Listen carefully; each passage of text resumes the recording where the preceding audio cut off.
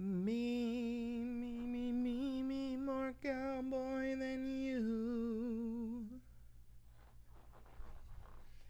Me, more cowboy than you. Yeah. Hi, Bean. What up, dirt eaters? How you doing? How you doing? How you doing? How you doing? How you doing? How you doing? How you doing?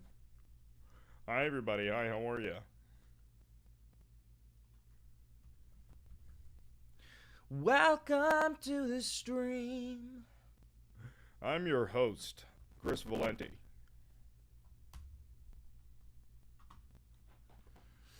First time getting to a stream as it starts. Welcome. You're an early bird. You're here right on time. Let's cover the market. We've got the Dow here today. Down 1.33% today. NASDAQ 0.3. S&P is relatively kind of somewhat making its way up. Relatively, you know. But if we go to the month,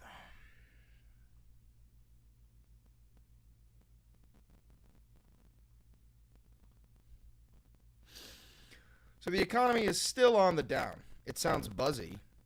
What sounds buzzy? The mic?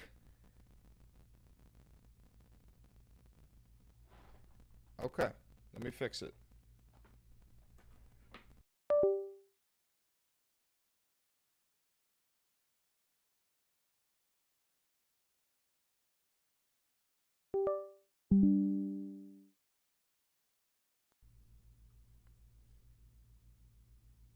What about now? Is that better? Did that fix it? We good? All right. Thank you. Thank you. Thank you. Appreciate it. This economy's still in fucking shambles, and we've got these nationwide protests.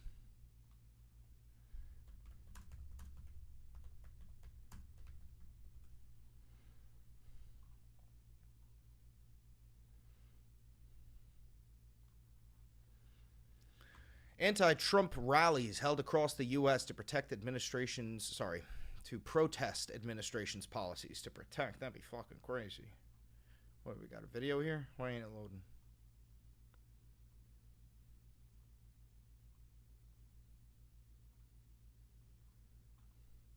It ain't playing. Huh.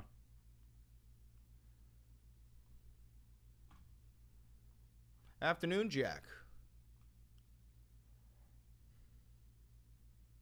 How are we?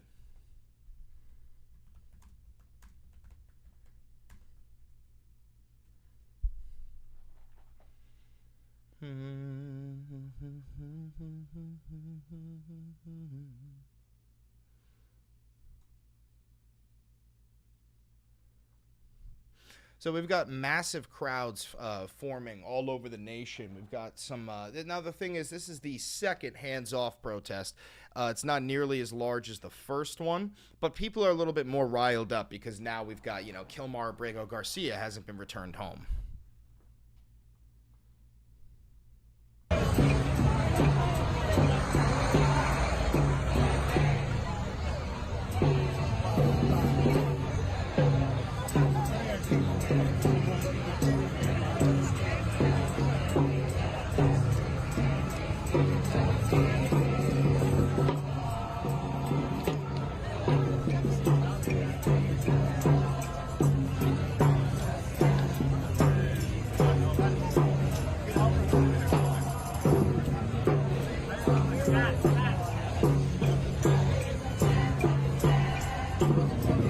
All is good, Joshua Clements. Thank you for asking. And here we got the crowd around the White House. The administration mobilized the U.S. deportation machine. We are going to organize networks and systems of resistance to defend our neighbors. ICE relies on fear. They hate it when people know their rights. They hate it when people stand up for themselves. That's why they hide their faces. They want to intimidate us.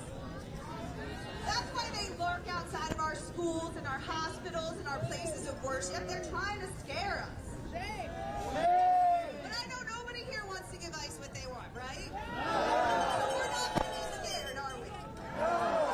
ICE is kidnapping activists and canceling student visas because they're desperate to silence us. There's no doubt that Trump is using these detention facilities as a black site to disappear dissidents. But let's be clear, these facilities are not new. ICE has been disappearing people to rural detention facilities for years. Yeah, if you want due process, you're actually aiding terrorists. 7,000 people in ICE detention in Louisiana alone. Do you think it's a coincidence that it's in Louisiana? You're right, it's not, because they can't access legal counsel and because the judges there are ready to just rubber stamp any decision that ICE or this administration makes. So, I mean, listen, guys, even Joe Rogan turned on Trump. Like, the Great Awakening is beginning. Across the nation, millions of people, even Trump supporters, are realizing that this motherfucker is not good. You guys didn't know Joe Rogan turned on him? Let me see if I can find some footage on Twitter. Joe Rogan turns on Trump. Joe Rogan did finally turn. Let's see. I think Hassan covered it a little bit. Let me go to Google. Hold on. Yeah, Hassan covered that.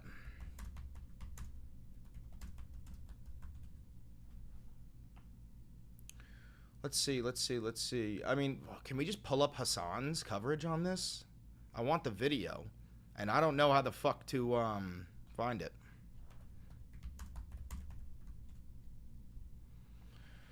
Let's see. Yeah, we got like a clip. But then there's also legit. We're gonna do this is ReactGate right now. Legitimate arguments on the other side. Like the other side is making a very legitimate argument about the right to due process if you get processed and. What is he watching? Can I see the video that he's watching? But then there's also legitimate arguments on the other side. Like the other side is making a very legitimate argument about the right to due process if you get processed and shipped out of the country and put in a prison. Do they have a link to the video that he was watching? Like, where are we getting these clips? In El Salvador. You know, what is the quote? Was it Benjamin Franklin's quote about innocent and that it's better to allow 10 guilty people to go free than one innocent person arrested? You know, I'm on that side of things. Yeah. That's I think due process exists for a reason, and the reason is. Told you. I told you. So what is he, 5 minutes into the Joe Rogan podcast? So this is probably the new Joe Rogan. Is the Joe Rogan Experience still on? It is still on here.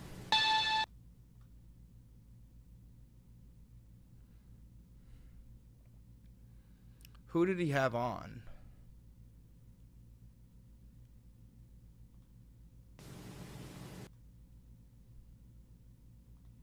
But then there's also legitimate. Where's the guy he's fucking talking to? I want to see the guy he's talking to.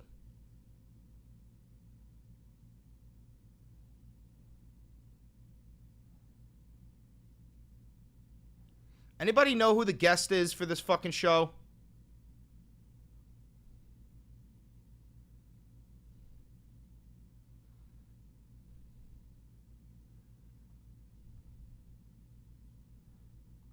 Anybody aware? Anybody aware of who the guest was for this episode?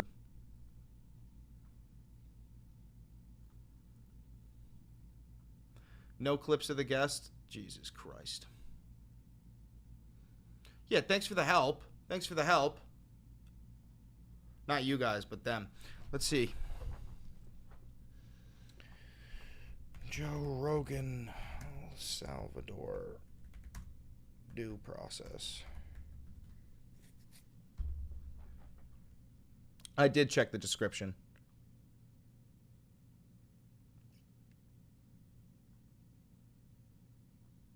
You got to get scared that people who are not criminals are getting, like, lassoed up and deported and sent to, like, El Salvador prisons, like that kind of shit. Because I read some story. It was Glenn Greenwald. It was. Yeah. The gay barber guy. Yeah. It's scary, man. Is that true? Is that story accurate? I don't think Like, we Can know. you explain the story for people that don't know? Well, from what I read, I think it was in Time magazine, Jamie, if you can pull it up, and maybe we can get it accurate. But basically, with a bunch of these Trinidad guys, allegedly they got at least one guy who wasn't a criminal. They're talking about who Kilmar Abrego Garcia. was just but a this is gay from barber almost a who month I ago. think, according to the story, came Oh, no, here talking about the legally. gay barber. That's a completely And different I guy. think a human being being plucked out of nowhere and ending up in a country he's never been in a maximum security prison with gang members, seems like a bad thing to happen to me. It's horrific. It's horrific. I don't think that should be controversial. No, that's not controversial at all. And this is the thing, measured twice, cut once. Yeah.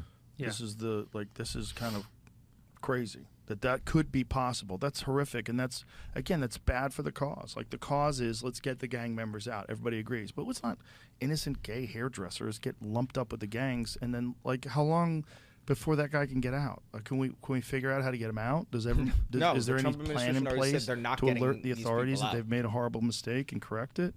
Well, if you think about it from a government perspective, and this is where I think it gets quite sinister, is once you've done that, the incentive structure is never going to be to admit that and deal with it. The incentive structure is to say nothing, to cover it up, to pretend it didn't happen, right? That is horrible. So someone ends up in a black hole. But we've seen it. We've seen it in every country. Yeah, so Joe Rogan, because of the whole, deporting U.S. citizens and no due process, the Joe Rogan crowd is starting to turn. And Joe Rogan has more fucking sway than you would think. He really does control the narrative for a ginormous swath of young men.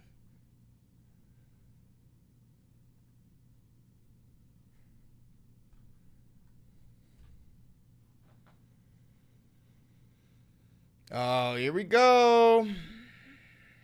I'm telling you, Trump is going to declare martial law, or he's going to declare the Insurrection Act tomorrow. He's starting to grease us up. Sleepy Joe Biden, the worst president in the history of the United States, has allowed millions and millions of criminals, many of them murderers, drug dealers, and people released from prisons and mental institutions from all over the world to enter our country through its very dangerous and ill-conceived open border. Sorry, but it's my job to get these killers and thugs out of here. That's what I got elected to do, MAGA. He's prepping you for tomorrow. He's greasing you up for, because of these millions and millions of murderous, drug-dealing gang members from prisons and mental institutions. Sorry, but there's killers and thugs. I'm declaring the Insurrection Act.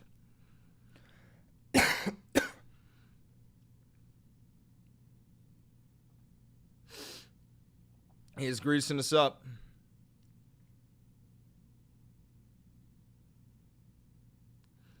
He is greasing us up.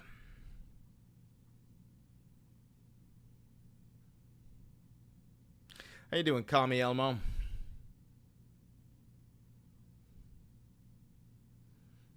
Group chat of Earth? What a fucking loser. What a fucking loser.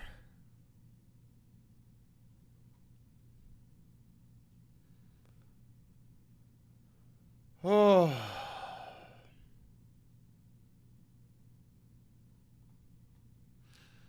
Let's see how these hands-off protests are. I want to see if we could find it live.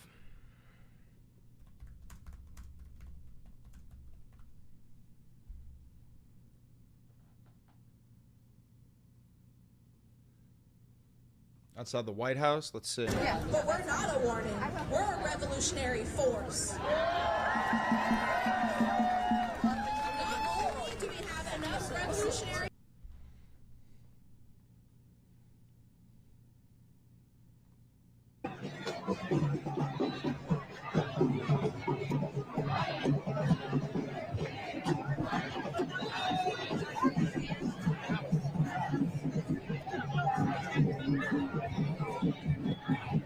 What is this? The Capitol building?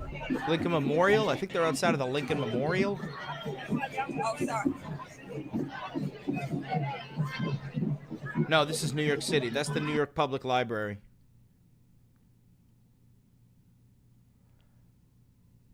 This is DC? Is this Hey, sir, watch out.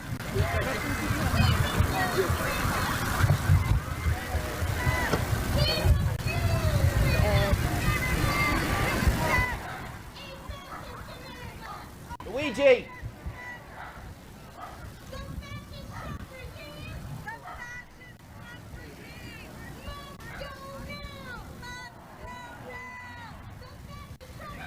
Is that a fucking kid playing with a ball? I don't know. Maybe I'm not as woke as I thought, but I would never fucking bring a child to a protest like this.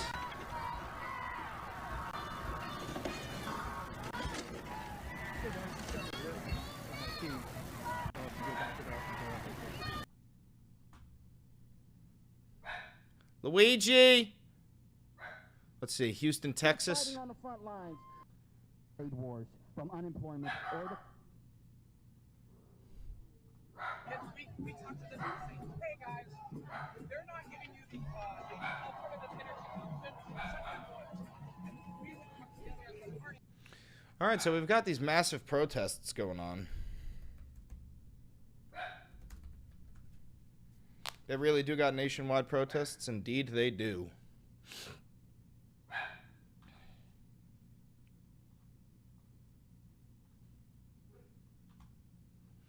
Do we have the interview? Here's Kilmar Abrego Garcia, proof of life, finally. Do we have the video?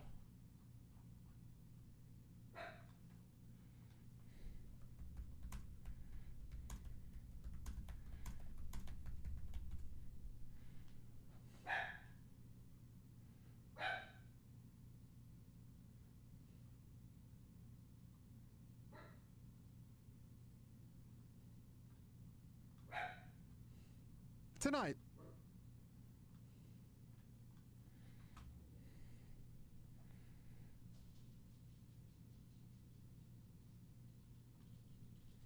Oh yeah, this is going around.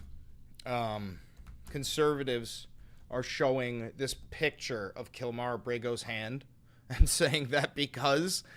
Wait, is that even real? Hold on. I'm not saying this is fake at all. I'm not. Oh, no, this is added in after. I was going to say, those don't look like they're real. Yeah, so they're saying that because he has this tattoo, that means that he is a terrorist. Now, here's the thing, guys. I don't know if you know about, like, the Bloods and the Crips and all the gangs in the United States, but there's plenty. Just because you join a gang at some point doesn't mean you can't leave the gang. I'm frankly certain Kilmar Abrego Garcia has never been convicted of any crime, you know? And the whole point of, like, fixing your life is to make your way out. Even if this guy was a former member of MS-13, it doesn't mean that he's permanently, for the rest of his life, a fucking gang member. How did they get those letters? Oh, I don't know.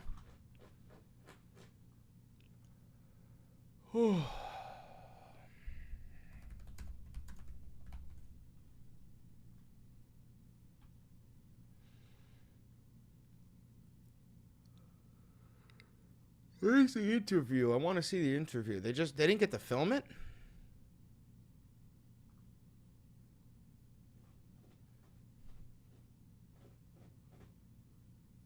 He didn't get to film the interview?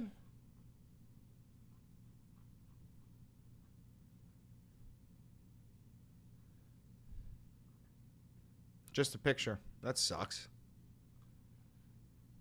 This picture is igniting a political firestorm. Maryland Senator Chris Van Hollen is now back in the U.S. after that surprise half-hour meeting at a hotel with Kilmar Abrego Garcia, the migrant the Trump administration initially said was mistakenly deported last month to a notorious prison in El Salvador. This case is not just about one man. It's about protecting the constitutional rights of everybody who resides in the United States of America. But El Salvador's president is mocking the meeting, writing sarcastically that Abrego Garcia has miraculously risen from the death camps and torture, now sipping margaritas with the Democratic lawmaker. Van Hollen says those drinks were planted by Salvadorian government officials and that Abrego Garcia was moved out of the prison to another facility days ago. He's experienced trauma. He said he's sad every day. Despite a Supreme Court order to facilitate Abrego Garcia's return to the U.S., it's an immigration fight the White House is relishing, stressing today that Abrego Garcia is not coming back. President Trump calling Van Hollen a grandstander. Senator Chris Van Hollen of Maryland looked like a fool yesterday standing in El Salvador, begging for attention from the fake news media or anyone. Grandstander. He's a fake. That prisoner's record is unbelievably bad. Even though he has no criminal convictions, the White House, citing local police reports, says Abrego Garcia was a member of the violent MS-13 gang, which his family denies. Today, the Department of Homeland Security released new details about a traffic stop involving Abrego Garcia in 2022. The report says he was pulled over for speeding while driving 8 people from Texas to Maryland for construction work. According to the report, the responding officer suspected it was human trafficking because there was no luggage in the vehicle.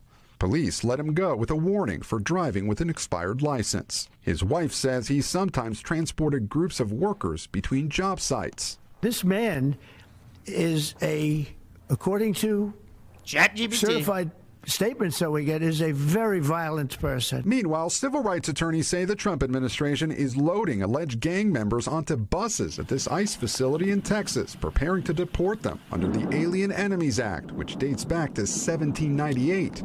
We're discussing it. It's a tool in the toolbox. It's a useful tool. Their deportation would be the first since the Supreme Court ruled earlier this month that the administration must provide notice to migrants it's trying to remove under the obscure wartime law and give them the chance to challenge their deportations in court. I don't know about the group you're talking about, but if they're bad people, I would certainly authorize it. We've also learned about a change at the IRS. Earlier this week, the Trump administration replaced the acting IRS commissioner at the height of tax season. Now, the new acting commissioner is out. A source familiar with the discussions tells NBC News he'd been handpicked by Elon Musk. Lester? Thanks for watching. Of course, he was fucking handpicked by Elon Musk. All right, let's start doing research for tonight's video.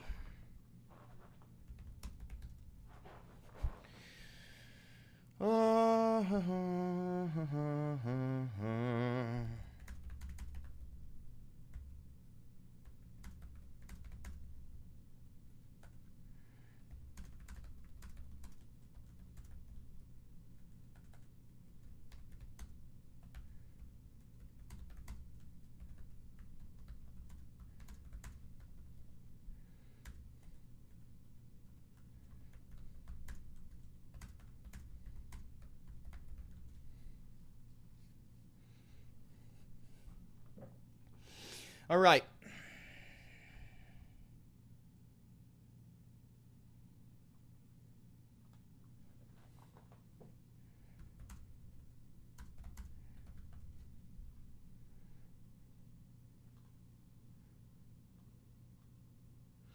Nat Turner's Rebellion.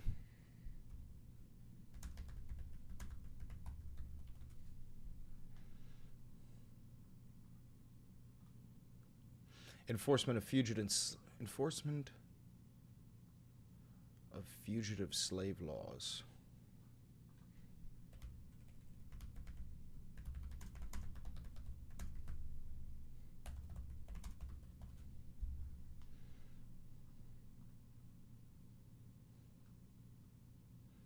Start of the Civil War.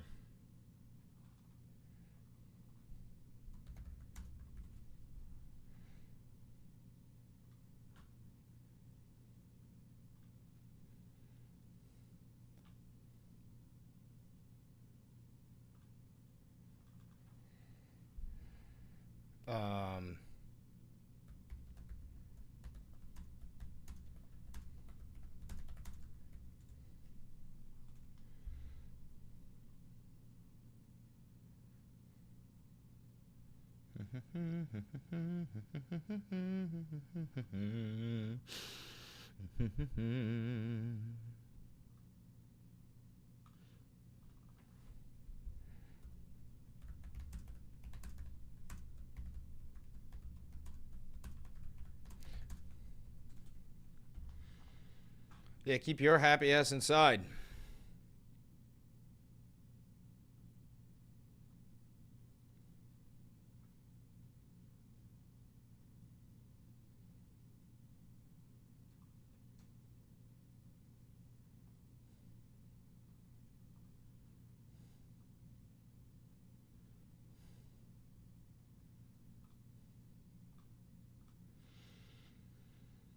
Little Rock integration crisis.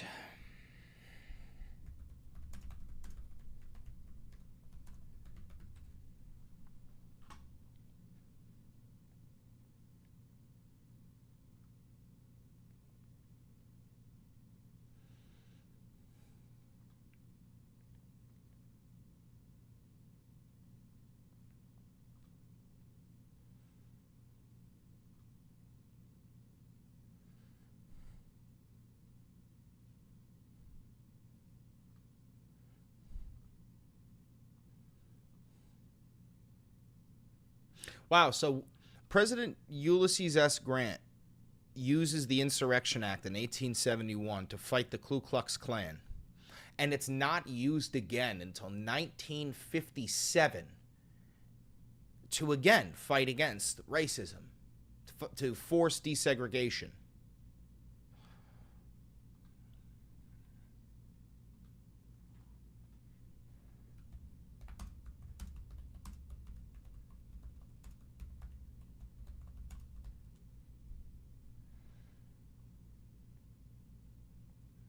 Okay. Selma Voting Rights March.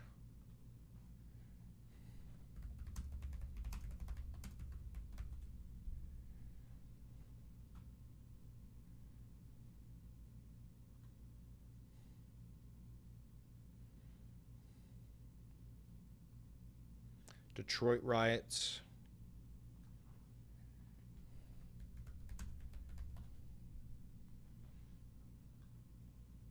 (1967).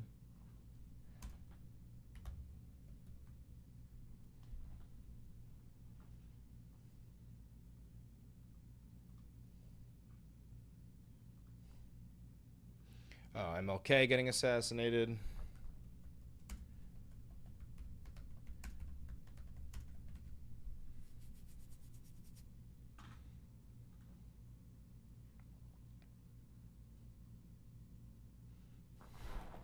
(1989) U.S. Virgin Islands, Hurricane Hugo.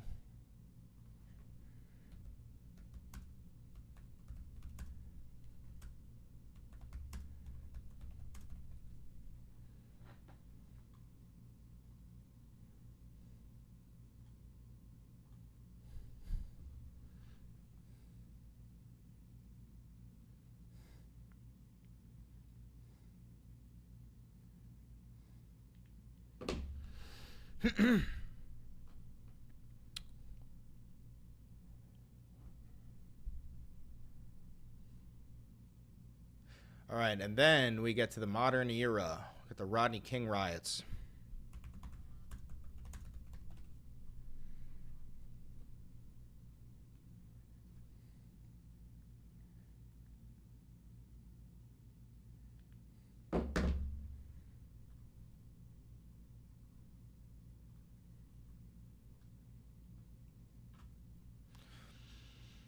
George W. Bush deployed National Guard under Title 32, not the Insurrection Act. All right, so we're not going to include that. And then 2020, the George Floyd protests. Trump tried to do it.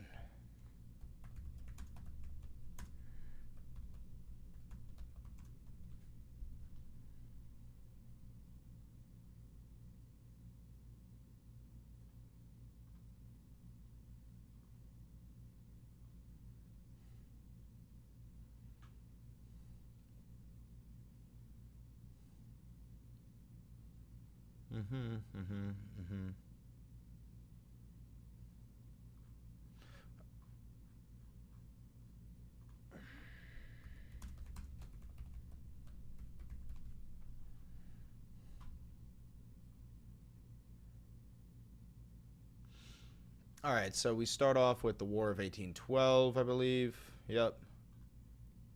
Nat Turner's Rebellion, Fugitive Slave Act, Civil War, Ku Klux Klan. We're skipping that. Pullman, we're skipping that. Earthquake, Hawaii, Little Rock integration.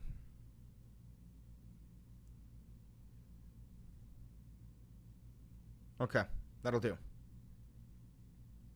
Chat's kind of quiet today. Yeah, that's okay. Doesn't always need to be buzzing.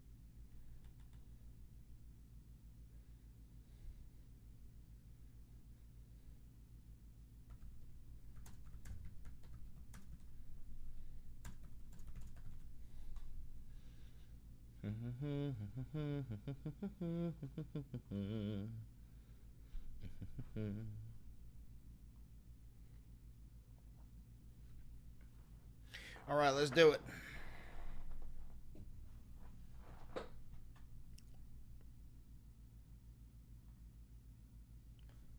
Hi, how are you? Welcome to Rabbit Hole. I'm your perfect and humble leader, Chris Valenti, and today we're doing a deep dive on the Insurrection Act of 1807 and martial law, its deployment throughout U.S. history, and how that's important for today's political climate. So we're going to do a deep dive into it's written in 1807. We invoked it a handful of times. The use of martial law has been relatively rampant in U.S. history. So we're going to cover all of that. But before we do, I just want to remind you to like, comment, subscribe, and hit that notification bell. It costs you nothing and it helps me immensely. Also, I film almost all of my YouTube videos live. So if you hit that notification bell, you can join the chat. Say hi to the chat, and you can watch me make these videos live. Other than that, if you want to help the channel financially, because this is real independent media, I have no funding. So if you want to help me out financially, there's a couple of ways you could do that. You could become a patron on Patreon. Huge shout out to my patrons. I love all of you. You could become a member here on YouTube. Huge shout out to my members. I love all of you. You could buy some dope ass Valenti Videos merch down below, and you could use the 40% off discount for the Vantage subscription on Ground News. I've never had a conversation with an advertiser or a billionaire or a foreign government, so if you want to keep this operation going, feel free. Other than that, let's do a deep dive into this rabbit hole. So the Insurrection Act of 1807, it's a U.S. federal law that empowers the President of the United States to nationally deploy the U.S. military and to federalize the National Guard units of the individual states in specific circumstances, such as the suppression of civil disorder, of insurrection, and of armed rebellion against the federal government of the United States. The Insurrection Act provides a statutory exemption to the Posse Comitatus Act that legally limits the President's deploying the U.S. military to enforce either civil law or criminal law within the United States. So what does this mean? In layman's terms, what this means is that we already have a law called the Posse Comitatus Act that was invoked in 1878. It was signed in by President Rutherford B. Hayes, and it limits the use of the military on domestic policies, like within the United States, right? You have to use police. You can't use the military. Well, if you declared the Insurrection Act of 1807, you invoked that act, that overpowers the Posse Comitatus Act, right? So essentially, this overpowers that. It means that you can use the military to enforce specific regulations or laws, right? So the Insurrection Act, it was written by Thomas Jefferson in 1807, and it's had a couple of major amendments in 1871, 2006, 2007. It has been modified multiple times. But this is important because Donald Trump may or may not invoke the Insurrection Act tomorrow as of filming. Today is April 19th, 2025, and tomorrow is the deadline for his invoking of the Insurrection Act based off of a executive order that he wrote in January 2020. We're going to cover that at the end. So this is written by Thomas Jefferson in 1807, and it is really written with the understanding of it's designed to prevent the United States from collapsing if facing some sort of insurrection, a military invasion, an armed rebellion, right? It has some pretty cut and dry, pretty clear parameters that you would need to invoke this act. And there's one other thing that I want to cover is that the Insurrection Act is not the same as martial law. So we're going to cover what martial law is right now. Let me zoom in for you. Martial law is the replacement of civilian government by military rule and the suspension of civil legal processes for military powers. Martial law can continue for a specified amount of time or indefinitely, which means permanently. And standard civil liberties may be suspended for as long as martial law continues. That would be something like the right to protest.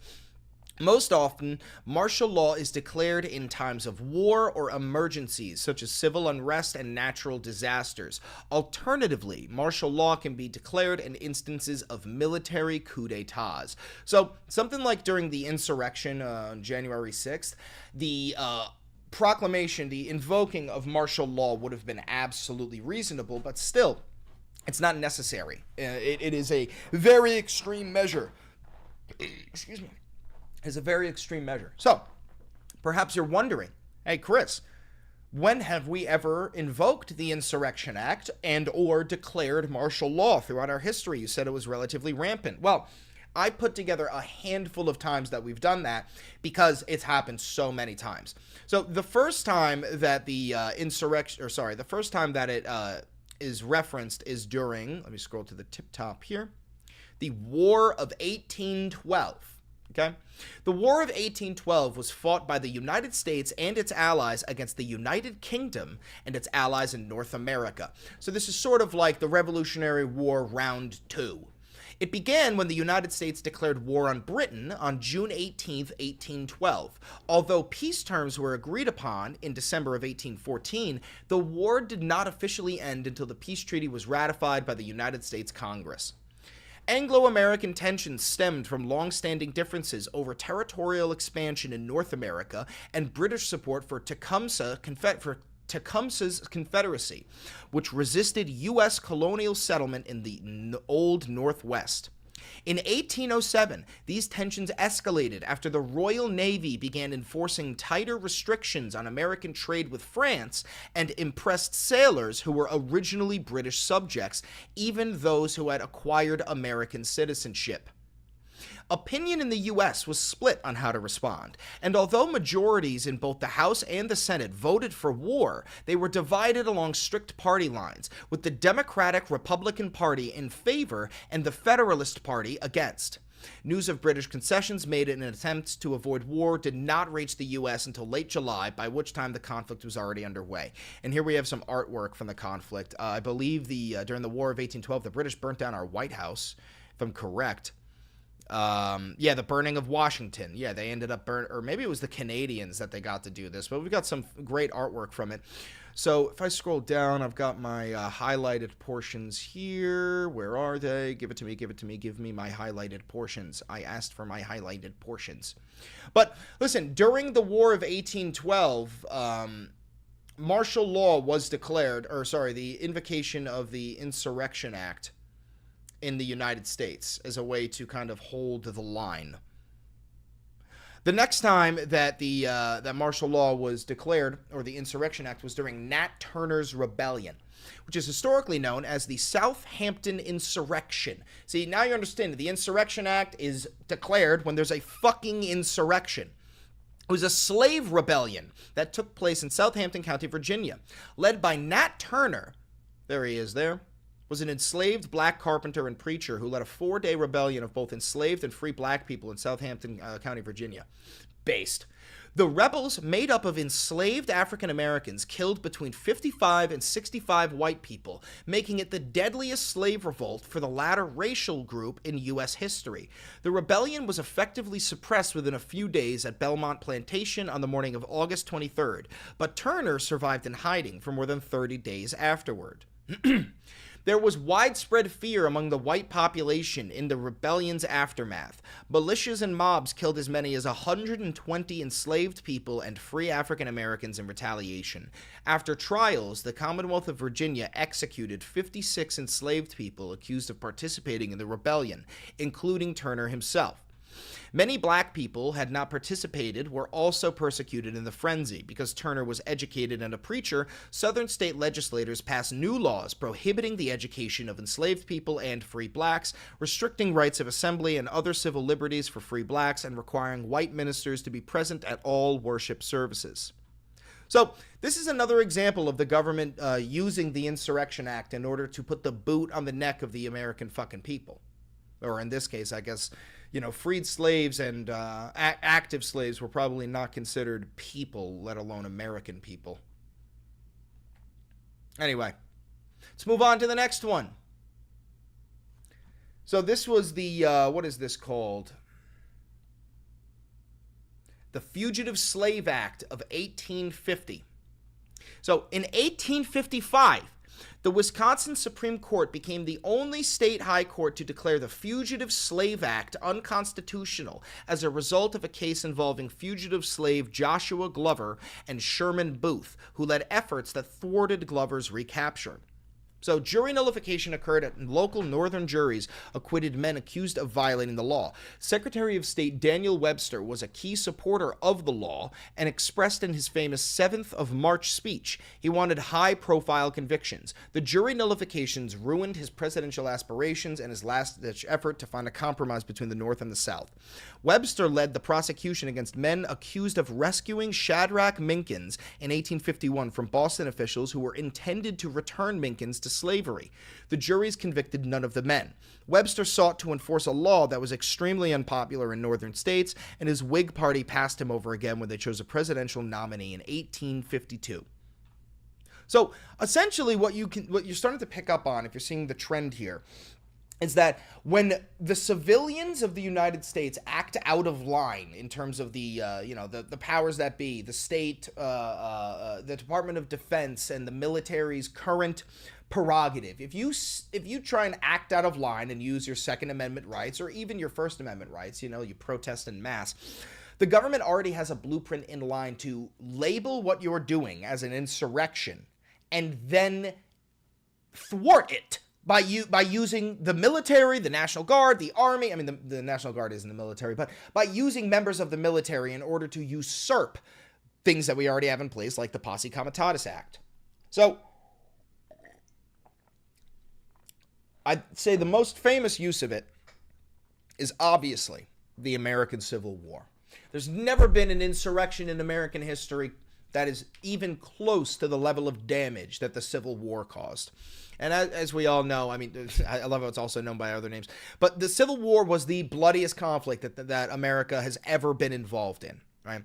In 1861, by states that had been seceded from the Union, the Confederacy is formed. The central conflict leading to the war was a dispute over whether slavery should be permitted to expand into the Western territories, leading to more slave states, or to be prohibited from doing so, which many believed would place slavery on a course of ultimate extinction. The problem was that in these southern states, slaves were quite literally their form of currency in terms of a lot of these rich people, the rich plantation owners in the South.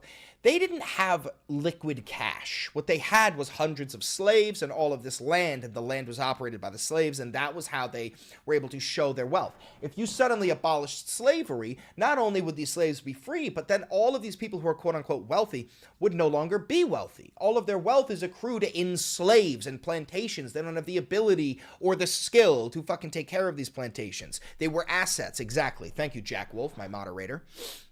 So let me just pull this up. Insurrection Act during the Civil War. Martial law during the Civil War. So, during the Civil War, sorry, get that up for you. Let me zoom in again for you. There we go. During the Civil War, President Lincoln invoked martial law multiple times to address the rebellion and enforce Union authority. He suspended, that was my computer, not yours. He suspended habeas corpus, allowing for the arrest and detention of those deemed to be aiding the Confederacy. This included individuals suspected of being spies, rebels, or those discouraging enlistment. So even Abraham Lincoln, who was known as one of the best presidents in American history, even he understood that he had to declare martial law in order and suspend civil liberties to round up dissidents of his regime and throw them in fucking prison. And the thing is, he was completely in the right. I hope you're starting to understand that it is not unprecedented, nor is it abnormal for a president to invoke the Insurrection Act and or declare martial law. So then we move on to even stricter law, which is after the Civil War. We've got the Enforcement Acts of 1870 and 1871. Let me zoom in again. The adoption of the 13th, 14th, and 15th Amendments to the Constitution extended civil and legal protections to former slaves and prohibited states from disenfranchising voters on account of race, color, or previous condition. Let's move on to this. In its first effort to counteract such use of violence and intimidation, Congress passed the Enforcement Act of May 1870, which prohibited groups of people from banding together quote, or to go in disguise upon public highways or upon the premises of another with the intention of violating citizens' constitutional rights. Even this legislation did not diminish harassment of black voters. In December of 1870, they introduced a resolution requesting the president to communicate any information he had about certain incidents or threatened resistance to the execution of laws within the United States. After the Senate adopted Morton's resolution, President Ulysses S. Grant submitted several War Department reports relating to events in several southern states. These reports were referred to the Select Committee of the Senate to investigate the alleged outrages in southern states. So this is when we start to get into the Force Acts, right? The Second Force Act, which became law in February of 1871, placed administration of national elections under control of the federal government and empowered federal judges and the United States Marshals to supervise local polling places.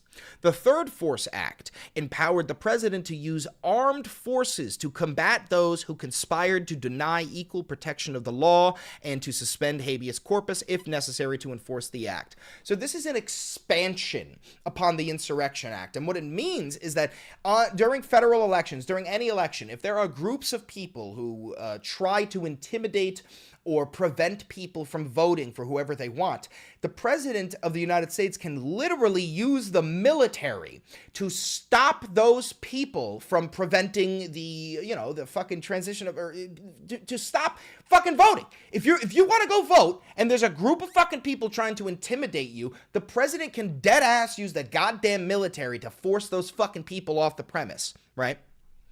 So, again, guys, there is a litany of different methods in which the president and the government can declare martial law or invoke the Insurrection Act, and they've done it many, many times.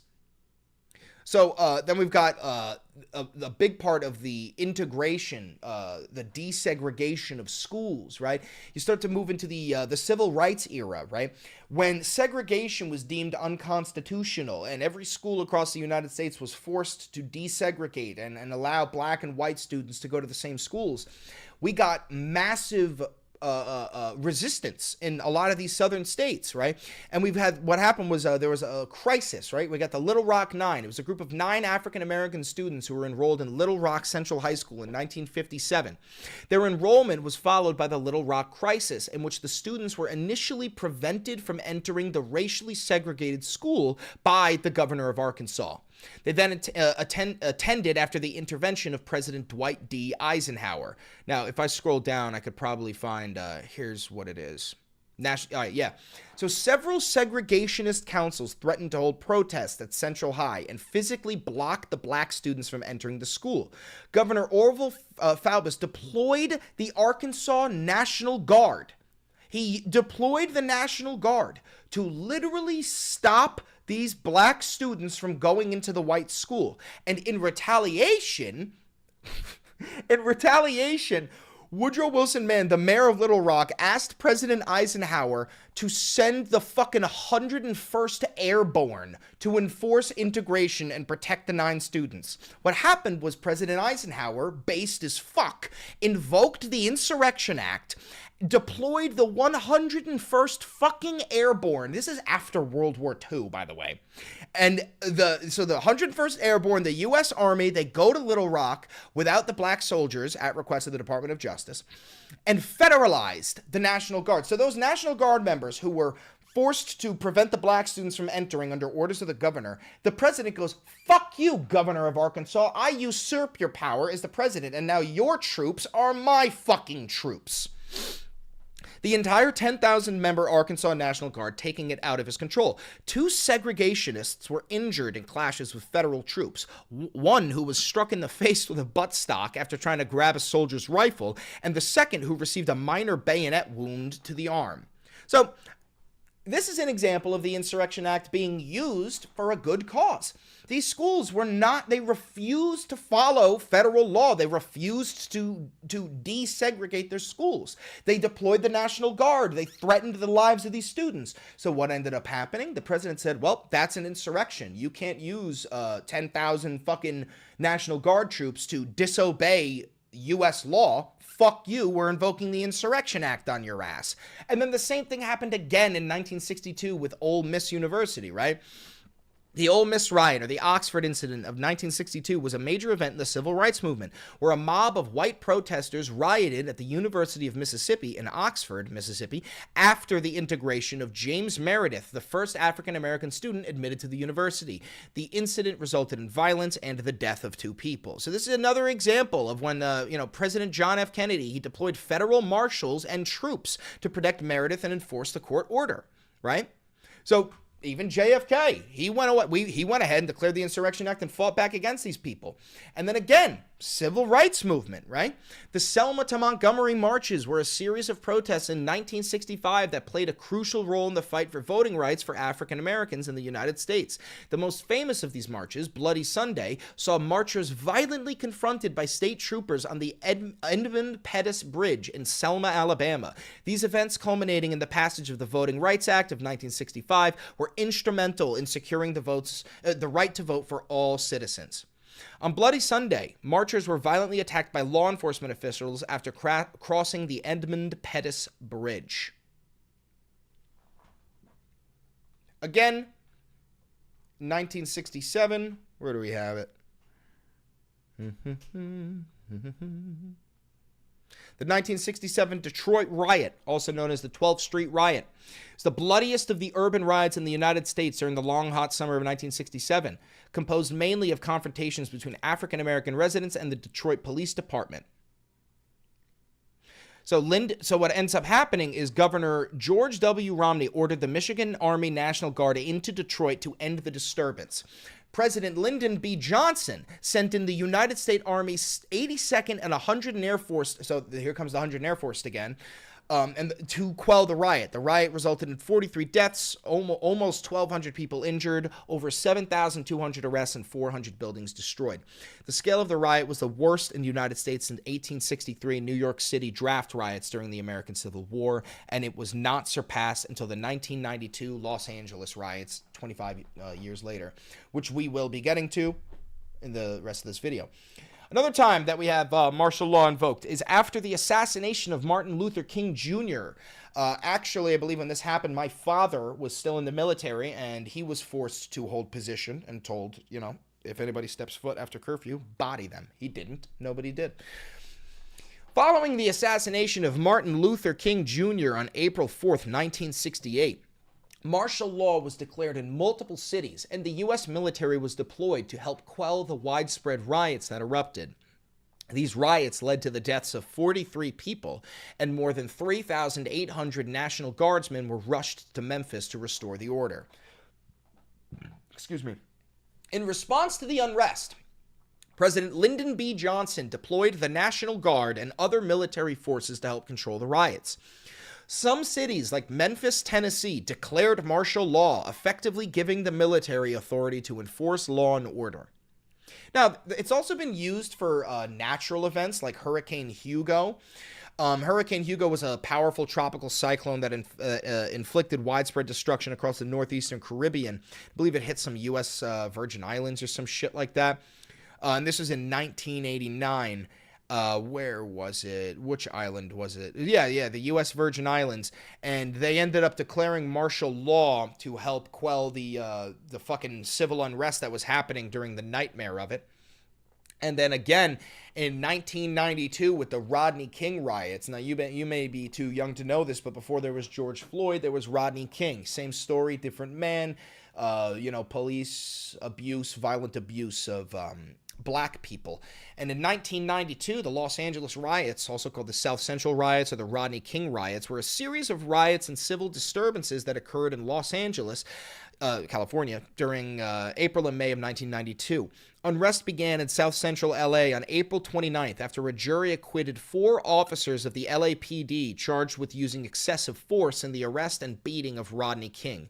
The incident had been videotaped by George Holliday, who was a bystander to the incident, and was heavily broadcast at various news and media outlets. The rioting took place in several areas across the Los Angeles metropolitan area as thousands of people rioted over 6 days following the verdict's announcement. enforcement. Widespread looting, assault, and arson occurred during these riots, which local police forces had difficulty controlling. The situation in Los Angeles area was resolved after the California National Guard, United States military, and several federal law enforcement agencies deployed more than 10,000 of their armed responders to assist in ending the violence and unrest. When the riots, including multiple shootouts, had ended, 63 people had been killed, 2,383 had been injured, more than 12,000 had been arrested, and the estimates of property damage were over $1 billion, making it the most destructive period in local unrest in U.S. history. Koreatown, situated just to the north and south of central LA, was disproportionately damaged because of racial tensions between communities. Yeah, the blacks and the Koreans fucking hated each other, and the Koreans were armed on their rooftops and were just defending it. It's actually pretty fucking crazy when you see it. Much of the blame for the extensive nature of the violence was attributed to the LAPD Chief of Police Daryl Gates, who had already announced his resignation by the time of the riots for failure to de-escalate the situation and overall mismanagement. So that's the history of it, of the Insurrection Act and of martial law. And now we get to the end of the rabbit hole with modern times, right? So we saw during Trump's first presidency, his first term, during the George Floyd protest, Trump asked if he could invoke the Insurrection Act and use the military to clear out the streets during the George Floyd protests, and he was declined. White House aides prepared a draft proclamation to invoke the Insurrection Act as then-President Donald Trump debated deploying active-duty U.S. soldiers in response to protests after the death of George Floyd. The aides put together the proposed proclamation the same day that the protesters were forcefully cleared from Lafayette Park across the street from the White House, traditionally used for peaceful protests and demonstrations. At the time, a livid Trump made clear to the then top cabinet members, Attorney General William Barr, Defense Secretary Mark Esper, and Chairman of Joint Chiefs of Staff Mark Milley, that he wanted active members of the military to patrol the streets in D.C. They were able to persuade him not to do that, the paper reported, but Trump ultimately did not invoke the act. But according to the Times, aides in the White House prepared for a ready-to-go document in case the situation outside the White House escalated and Trump knew the proclamation had been drafted. Now, as we're filming this right now on April 19th, 2025, there is a giant second hands-off protest right outside of the White House. People are pissed. Kilmar Abrego Garcia, a legal permanent U.S. resident, green card carrying member of the United States, not a criminal, not a gang member, not an illegal immigrant, was sent over to the extermination camp in El Salvador. And the Trump administration admitted he was wrongfully sent there. He was erroneous, and they don't want to bring him back, and they're not going to bring him back. So people are pissed. And there's another fucking giant ass protest, all nationwide, worldwide even. There's protests in fucking Italy right now. And the thing is, why is it important? Why am I telling you this? I'm telling you this because 89 days ago, Donald Trump passed this executive order. We're on whitehouse.gov. The Declaring a National Emergency at the Southern Border of the United States Executive Order, Presidential Action. Okay? Now, this is important. Pay attention. And if you scroll down to Section 6B, it says here that within 90 days of the date of this proclamation, which was January 20th, so within 90 days, which means tomorrow, April 20th, 2025. So we're just going to say that. By tomorrow, as of filming, so by April 20th, 2025, the Secretary of Defense, Pete Hegseth, and the Secretary of Homeland Security, Kristi Noem, shall submit a joint report to the President about the conditions at the southern border of the United States. So let's again rephrase that. This says, by tomorrow, Pete Hegseth and Kristi Noem need to give a report to Donald Trump about the conditions at the southern border and any recommendations regarding what to do, including whether to invoke the Insurrection Act of 1807.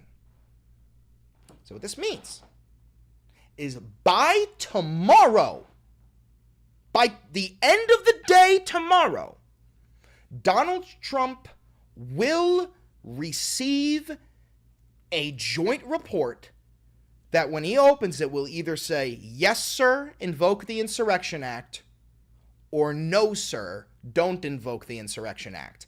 And the people who will be writing that report are Kristi Noem and Pete Hegseth. Now, at the same time, we have Donald Trump tweeting this out.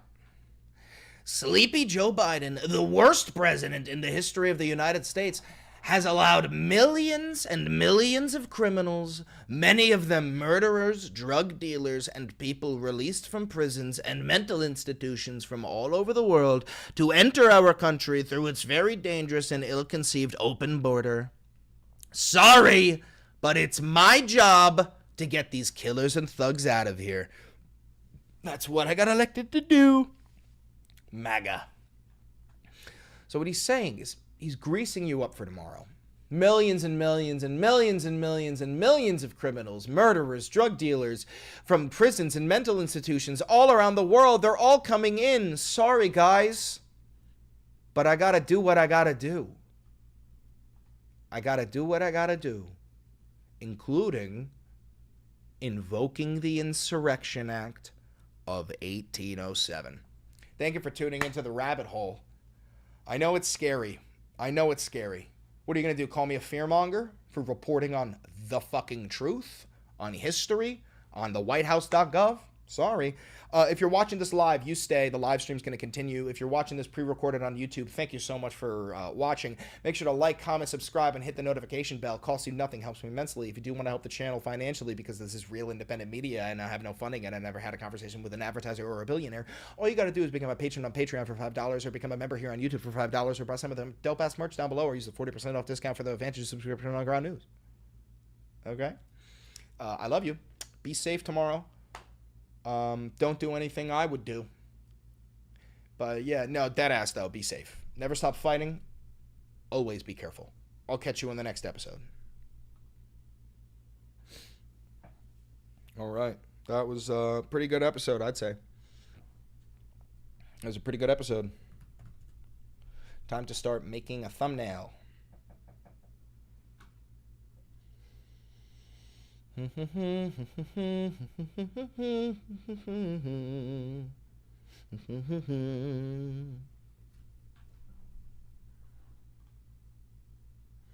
So my manager usually makes my thumbnails for these, and he's going to make one later, but for now, I'm just going to make one, and then he'll change it.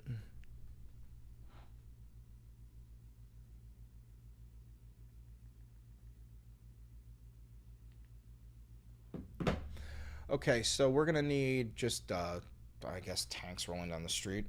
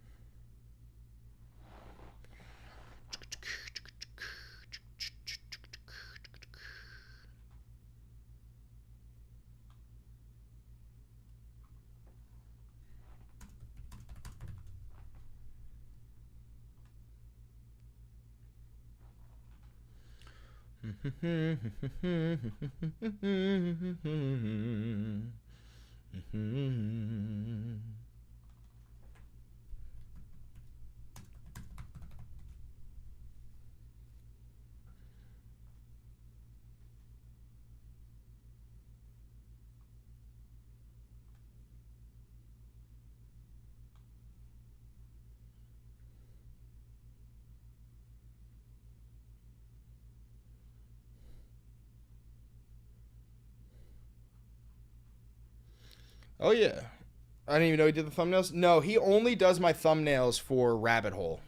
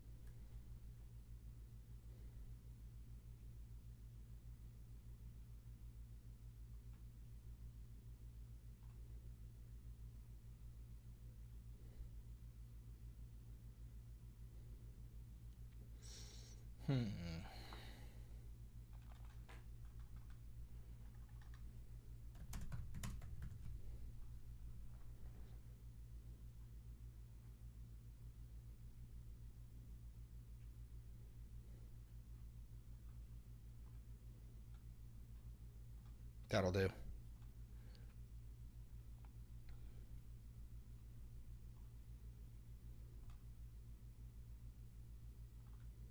This is episode 11.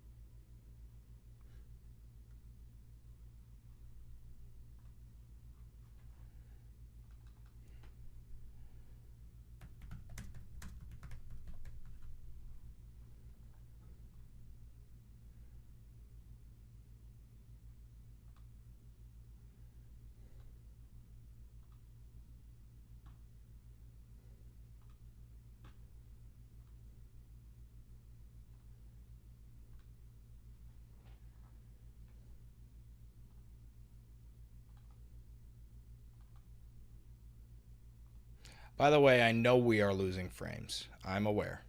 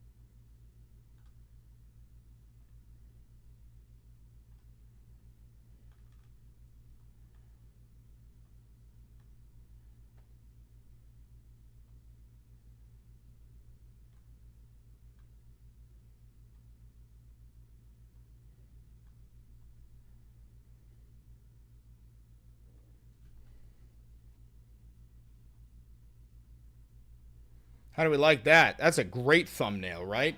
Now I'm a fucking propagandist. That looks real. Right? At first glance, that looks real.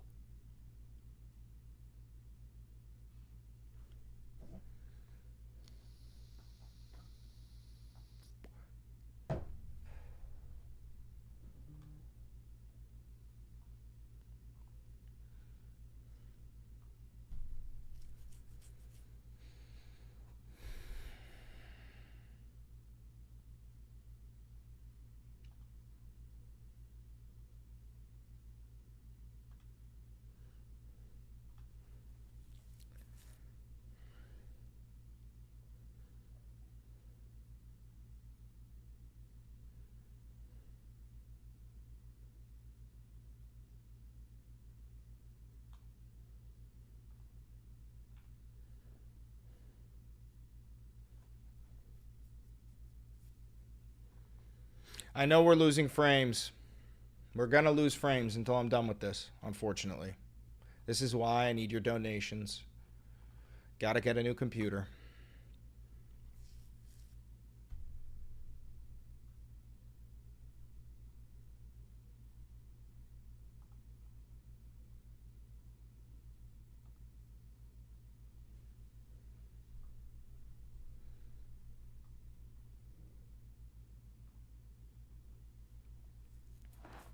Why ban my main account? I don't know what you said. I have mods for that reason. I know we're losing frames. I know.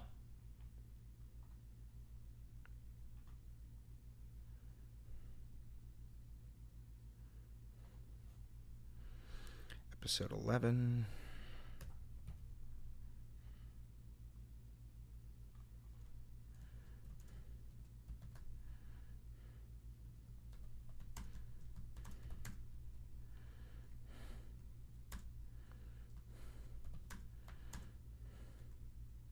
How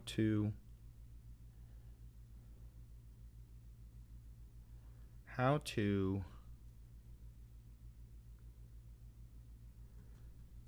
control the U.S.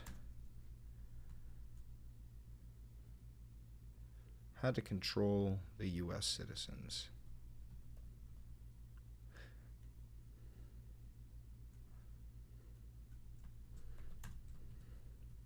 How we've used it and how we will.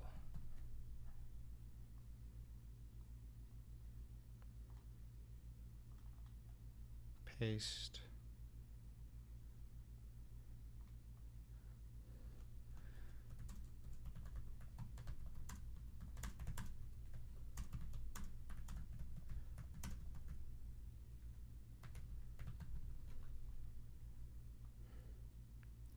Copy.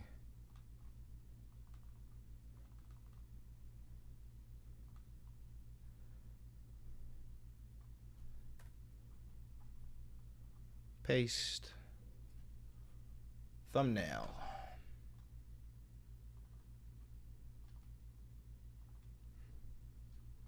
Playlist. Rabbit hole. No, there's no AI in this.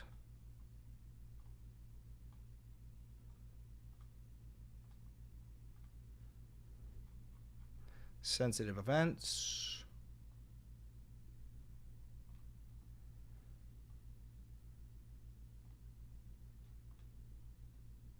Save. Checks.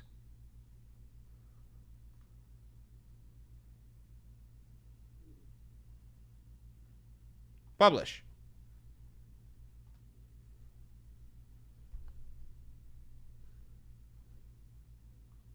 Okay. That's up. Now we'll get our frames back. Give it a second. We'll get our frames back. And then we can talk. I see that there is some feud going on in the chat that I was not privy to because I was not focusing on this. We've got somebody named Tyler. Jordan, I don't think gangbanger... Tyler, every person in the United States gets due process. That's in the Constitution. Hold on, guys. Calm down. No need to be like aggressive with the guy. I think this guy maybe can be reasoned with. Tyler, it just started, Chris? Okay, hold on. Tyler, in the Constitution, it says all persons within the United States are entitled to due process. That's everybody. That's not all citizens. That's all persons. You understand that, right? That's just in the Constitution.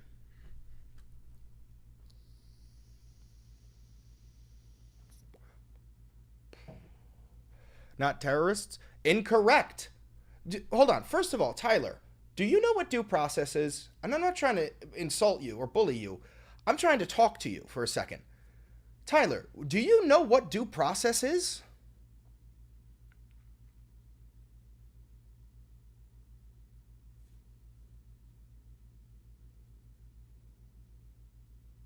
Because I could pull up the definition if you don't know what it is.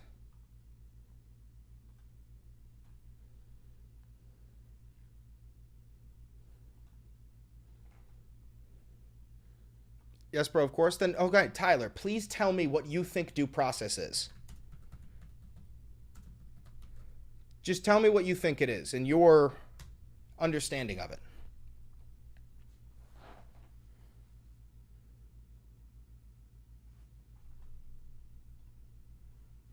I know we're losing frames. We're going to get it back.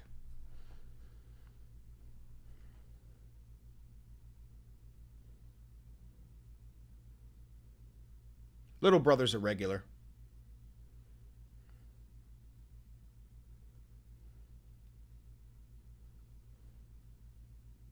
Fellow German here, you don't want to go down the road of getting rid of due process. Yeah, I know. Making sure they did commit the crime. Okay, so Tyler, you do understand that due process is making sure that they actually committed the crime. So let me ask you this, Tyler. If I accused you of being a terrorist, would you want the chance to prove in a court of law that you are not a terrorist?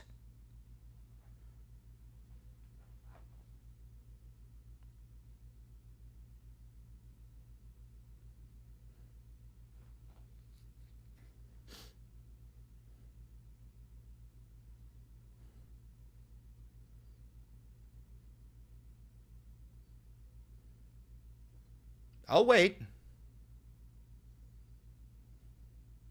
I'm not a terrorist, though, and not illegal. That's not... Tyler, you just proved my point. Tyler, if I accused you of being an illegal immigrant, would you want the chance to go to court and prove that you're not an illegal immigrant?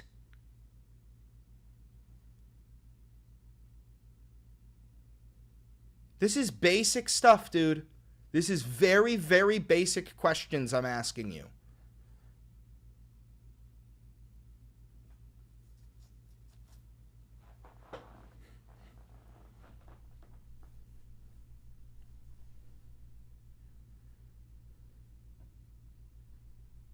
This is so basic, Tyler.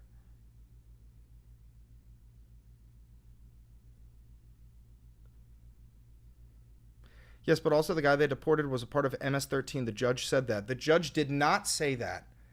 You're probably getting this from like Caroline Levitt, but no judge has ever accused, there has never been any evidence. He's never been charged with a crime. And also, to your point, let me ask you something.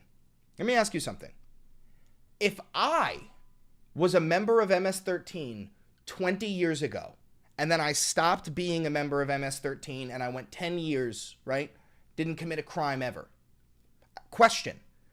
Should I be deported even though I never committed a crime and in a past life I was MS-13? And we're going to bring this up. There has never been any proof.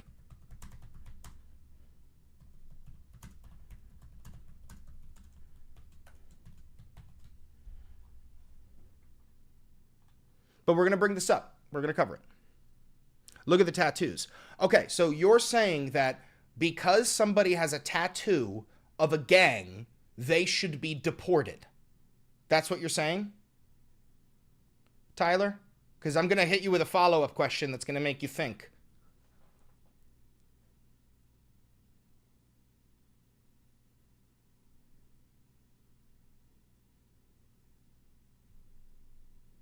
Tyler?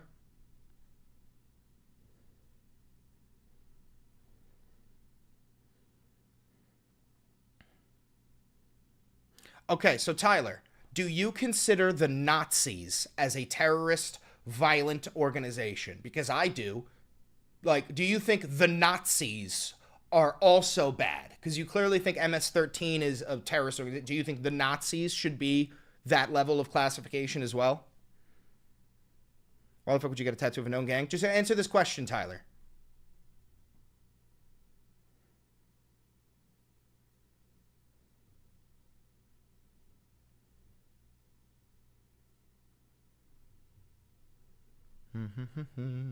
Okay, so Tyler, you understand that it is wildly illegal if we rounded up every person in the U.S. that has a swastika tattooed on them, because I don't know if you know this, there are millions of them. and deported them. That would still be unconstitutional. And even though I hate Nazis, I would never in a million years advocate to round them up because they have Nazi tattoos and deport them. Reason being, plenty of these people who get those tattoos change their life. Some of the leading members of the anti-fascist movement, some of the leading members of like dismantling Nazism are former members of those groups because they learned the error of their ways.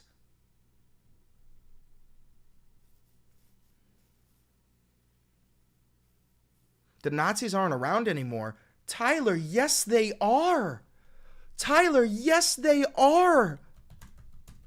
What are you talking about, Tyler? Tyler, this is America. This is the United States. What are you talking about? You are incorrect. The Nazis never died. Brother, real quick, Tyler, maybe you don't know the answer. There is neo-Nazis, but not like Hitler's Nazis. Are you not looking at this? What is the difference between a Nazi and this guy? Please tell me how this guy is not a Nazi in your eyes. Please tell me. What's the difference?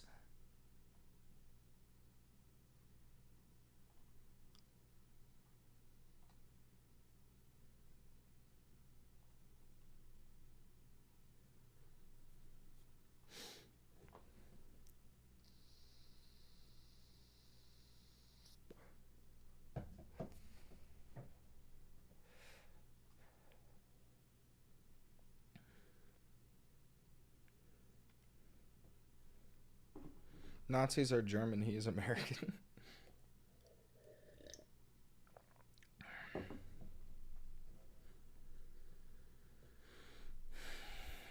Gehopst wie gesprungen. Let's not be too mean to him yet. I'm not being too mean to him. I think he can still be saved. Yeah, at least Hitler's Nazis had drip.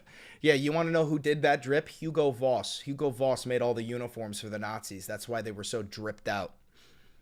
That's real.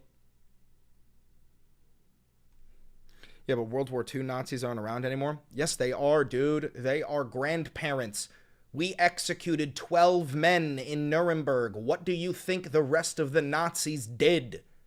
They had children. They passed down their ideology. They're still alive.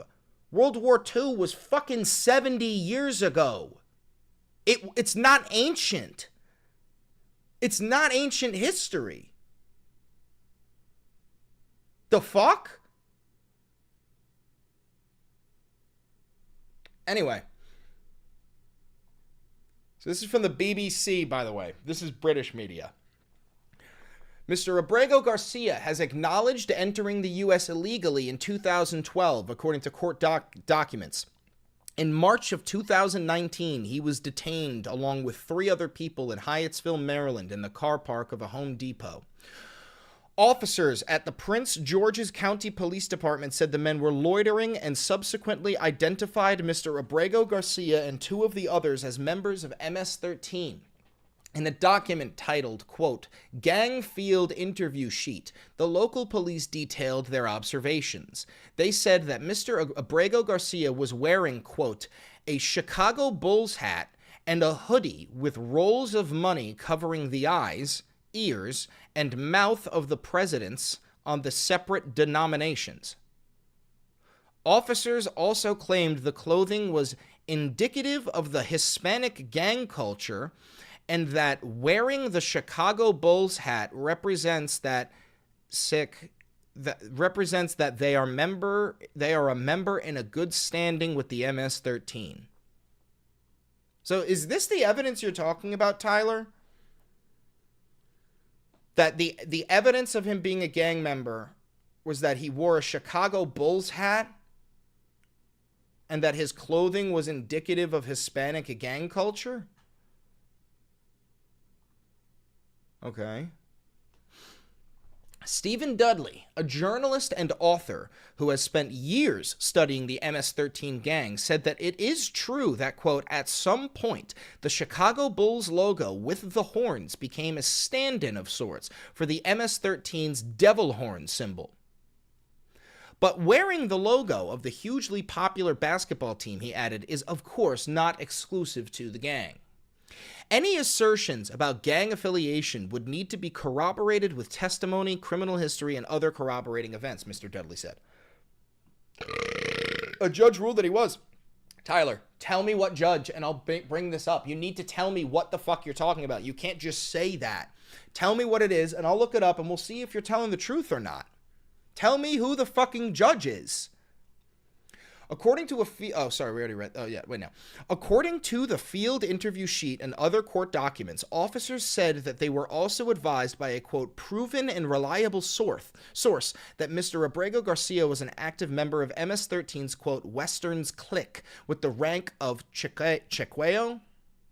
However, Mr. Dudley says that a Chiqueo is not a rank, but is instead used to refer to recruits who are not yet to be initiated. Lawyers for Mr. Abrego Garcia argued in court filings that the, quote, Westerns clique is based in New York, and they say their client has never lived. And according to government documents, he has dismissed the information given to police against him as hearsay. According to his lawyers, Mr. Abrego Garcia has never been convicted of any criminal offense, including gang membership in the U.S. or in El Salvador. He lived in the U.S. for 14 years, had 3 children, and worked in construction, according to the court records. But the judge who presided over his 2019 case said that based on the confidential information, there was sufficient evidence to support Mr. Abrego Garcia's gang membership. The finding was later upheld by another judge. We'll get that up there. As a result, Mr. Abrego Garcia was refused bail and remained in custody. During this time, he applied for asylum to prevent his deportation to El Salvador. In October 2019, he was granted a, quote, withholding of removal order. Court documents show a status different from asylum, but one which prevented the U.S. government from sending him back to El Salvador because he could face harm. Paula Zinnes, there's the judge. Hold on, let me see this. Is this Paula Zinnes?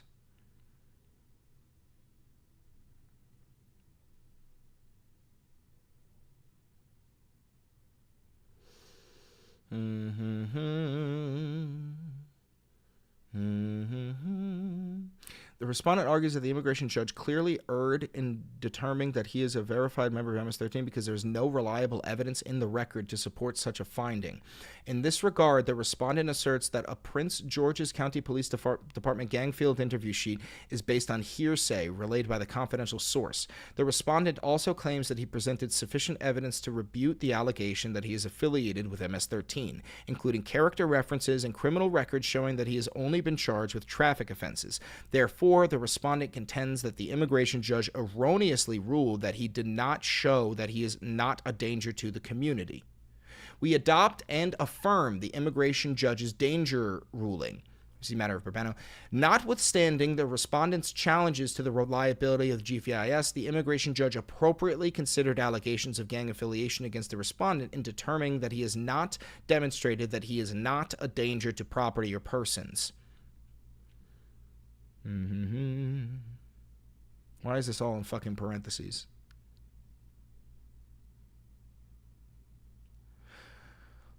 Criminal record includes this. Consequently, we need not address the immigration judge's flight risk determination. Okay, so they don't consider this guy a flight risk. They don't consider him a threat to fucking, the public security, public safety. So, yeah, what you're talking about, this judge ruled that this guy is not a threat to the public.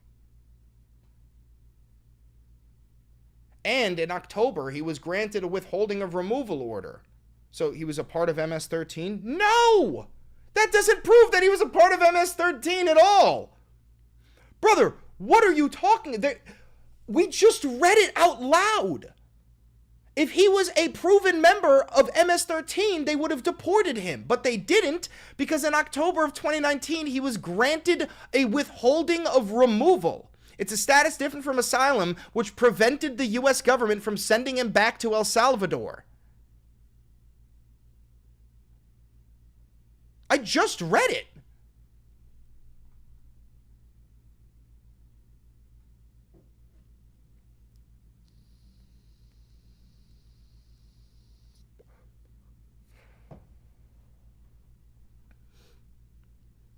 Separate allegations. His wife filed a protective order petition against him, alleging that he had physically attacked her on multiple occasions, according to documents shared by the U.S. Department of Homeland Security. He's a threat, though? Dude, the judge literally said that he's not a threat to public safety and he's not a flight risk. The same judge you just told me said that he's a member of MS-13. Not only said that he isn't an MS-13 member, but the same judge said he's not a flight risk, he's not a threat to public safety, and you can't deport him because he's got this fucking protective order. He has a everything you said was incorrect. Everything you said was incorrect. No, don't ban him. Don't ban him. Do not ban him.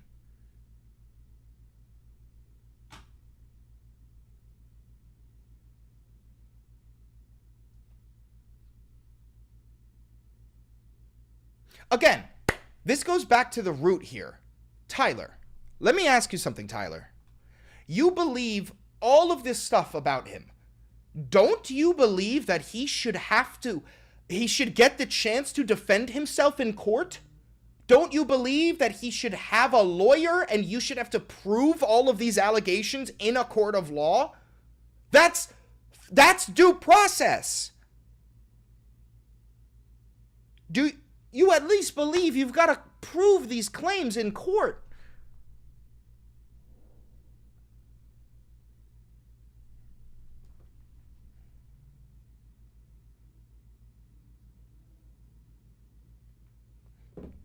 No worries, Jack. Drive safe.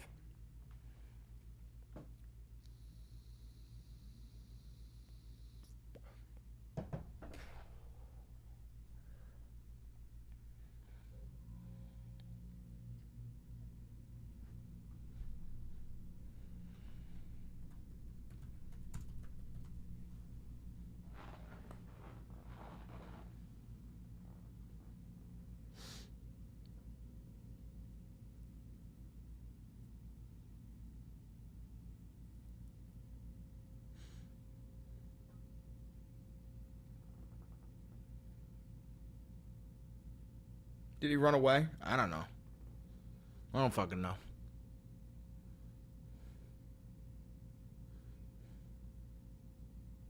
Peace out, Kaigaku.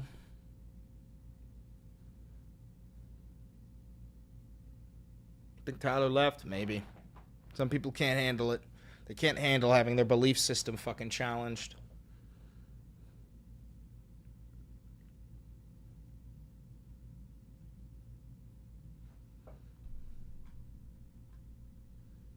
Trump is just making you mad live?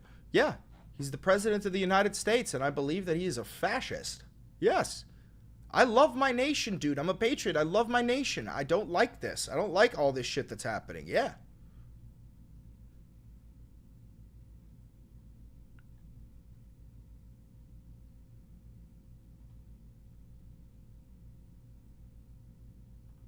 Wild conspiracy theories are swirling that Kilmar Abrego Garcia 13. That Kilmar Abrego Garcia's tattoos are related to the notorious gang MS-13. Speculation surged on social media. Wait, did he just call me a commie? Tyler, do you think I'm a communist real quick, Tyler? Real quick before we watch this. Tyler, do you think I'm a communist?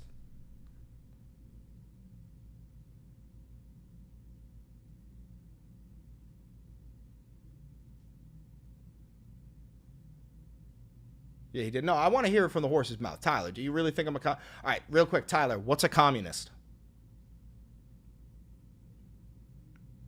Real quick, what's a communist? Real quick. Yes, you're a far left radical. Real quick, Tyler, what's a communist?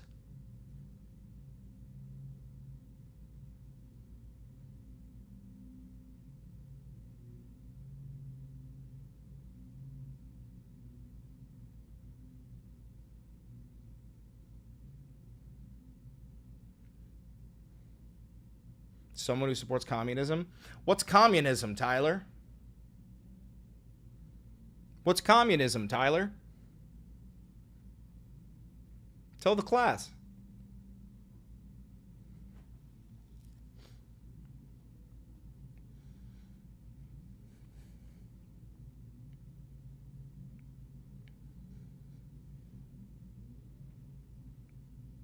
Like the Soviet Union and China.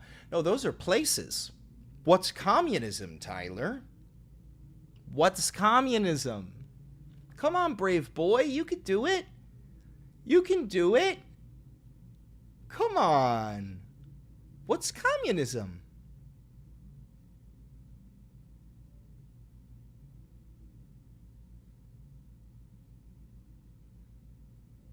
And guys, this goes back to the point that I've reiterated numerous times for months. Thank you for proving my point yet again, Tyler.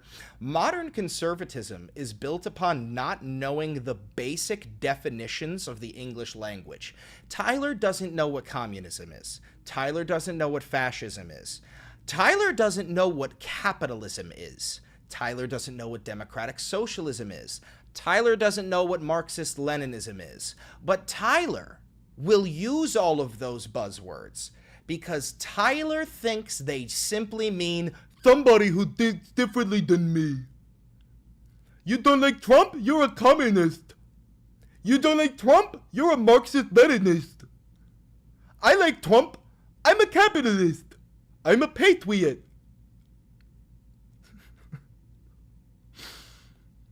Communism is making everyone equally poor. You got it. Nail on the head, brother. That's what communism is. Yep, you got it. Nail on the head. Now, again, maybe after this you'll look up what communism is and you'll find out what it is. I know what communism is. And even though I know what communism is, I'm not a communist. I don't support communism. I'm a democratic socialist. Now, of course, it doesn't matter. What I say doesn't matter. You're in a cult. Anything I say does not matter. In your mind, I'm a Marxist, Leninist, radical leftist, communist, terrorist sympathizer. That's because you're in a cult and nothing can pull you out of it. I can't help you. Nobody can help you. Sorry.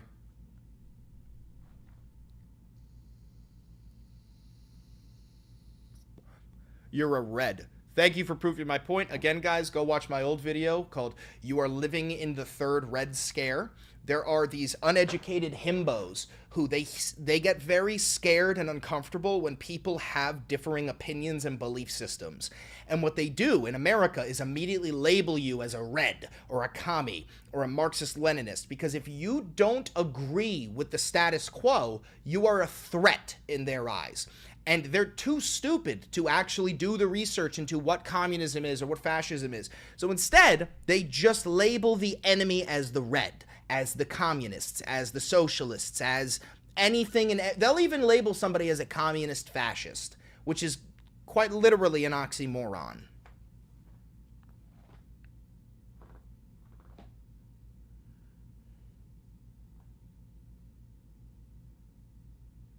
Your liberal mind is going down. So I'm not a liberal. Thank you for proving my point yet again, that you're using these buzzwords. See how you called me a communist and then a liberal?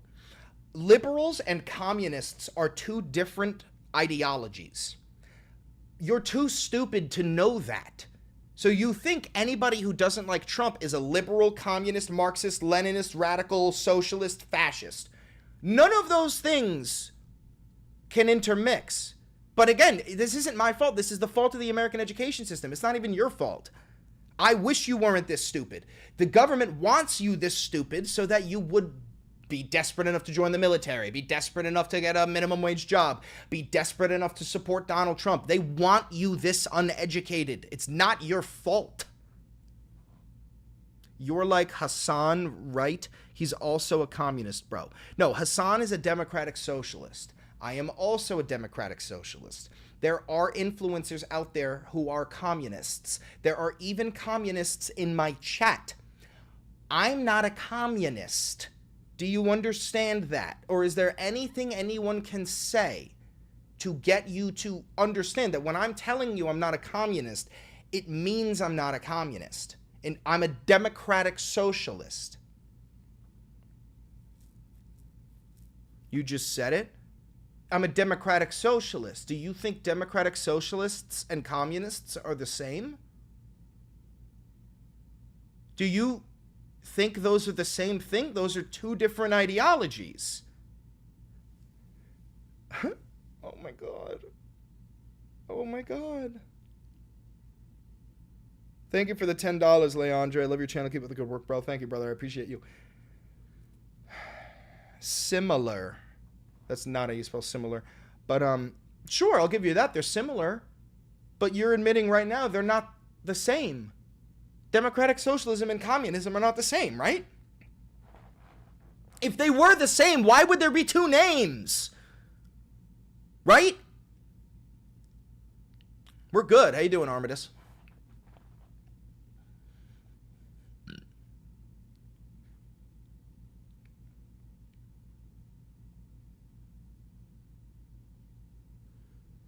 Hi, Beans. Yeah, but you want to destroy companies. No, I don't want to destroy companies at all.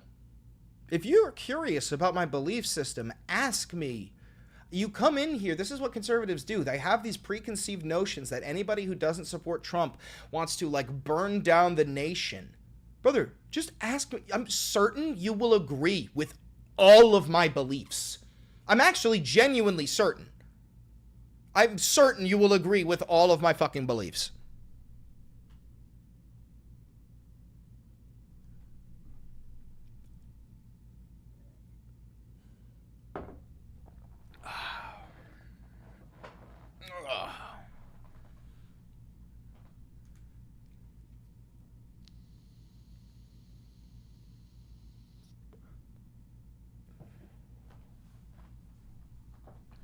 I'm so lost, gang. Nah, so is about 77 million Americans. They're all lost and confused. Let's watch this now. April 17th meeting with Maryland Senator Chris Van Hollen in El Salvador. Online sleuths quickly zeroed in on Abrego Garcia's finger ink. They claimed the marijuana leaf stands for M, the smiley face stands for S, and a cross and skull could be covering up tattoos of the numbers 1 and 3, thus spelling MS-13 across his knuckles. While a 13 tattoo would be mandatory for a gang member, an ICE source told the Post they'd never heard of these specific resemblances. In other words, a pot leaf, smiley face, skull, and cross could be just what they seem. That said, during the 29-year-old's recent arrest and deportation, ICE agents said he had tattoos of skulls covering their eyes, ears, and mouth that represent ver, oír, y callar in Spanish, or see no evil, hear no evil, speak no evil. They say he also had a tattoo of a devil on his left leg, which only higher-ranking MS-13 gang members are allowed to get with horns. The police report also claimed Abrego Garcia's Chicago Bulls hat signified someone who is a member of MS-13 and in good standing. El Salvador President Nayib Bukele said that he has no intention of returning Abrego Garcia to the U.S. Abrego Garcia's lawyers, meanwhile, have denied the Justice Department's allegation that he is a member of the criminal gang MS-13.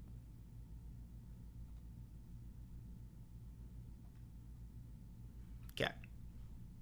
All right.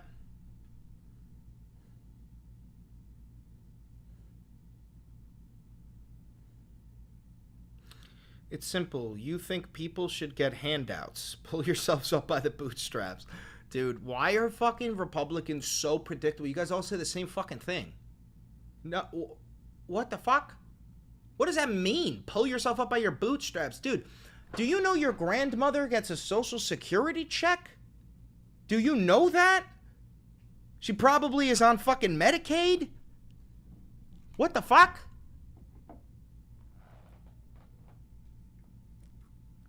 Yeah, no, billionaires shouldn't exist.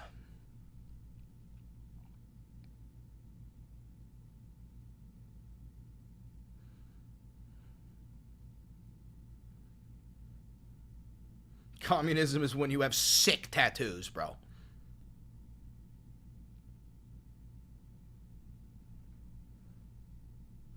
Beans, don't step on the computer. What about millionaires? I got no problem with millionaires.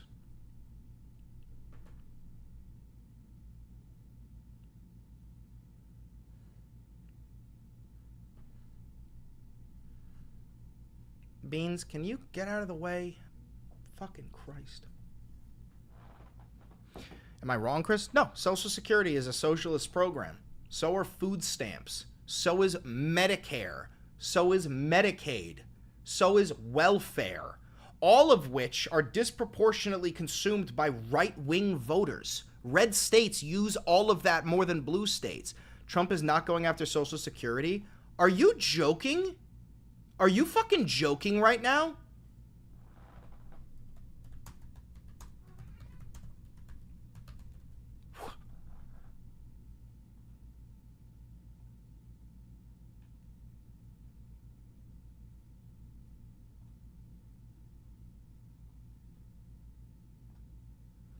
Elon Musk's Doge hit with Social Security legal setback.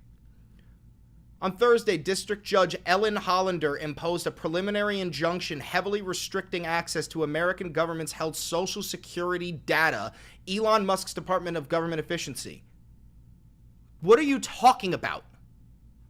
They are absolutely defunding Social Security. To be honest, I don't keep up. Well, you're fucking wrong. Tyler, they're getting rid of Social Security. Do you know what food stamps are? Tyler, do you want to get rid of food stamps too? That's Elon, bro. He's stepping down. Trump's fixing it so it's better. You're a fucking idiot. Do you want to get rid of food stamps as well? Hi, Beans.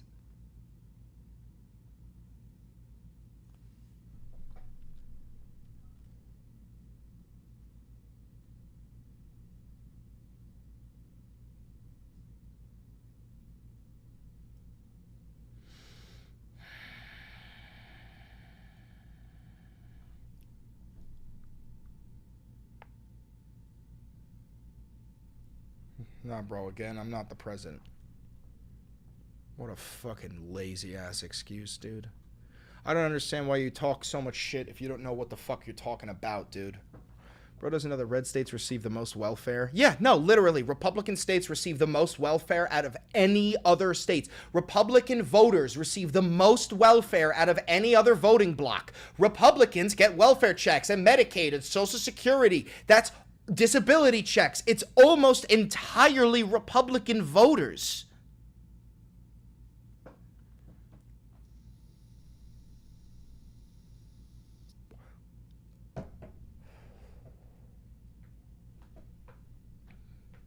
Wasn't it reported that DHS and the Pentagon won't recommend Trump to invoke the Insurrection Act? It's not up to DHS or the Pentagon. It's up to Pete Hegseth and Kristi Noem. But I don't know what you're talking about. Pentagon tells Trump not to invoke. Trump's got a plan, though. He's smart. Oh, my God, dude. You're so fucking... Oh, listen, I don't want to bully you, but if you think Donald Trump has a plan and is smart, I can't help you, dude. Oh, we got it. You're right. As of yesterday, we've got... Oh, wait, what is this? Oh, fuck. I was right.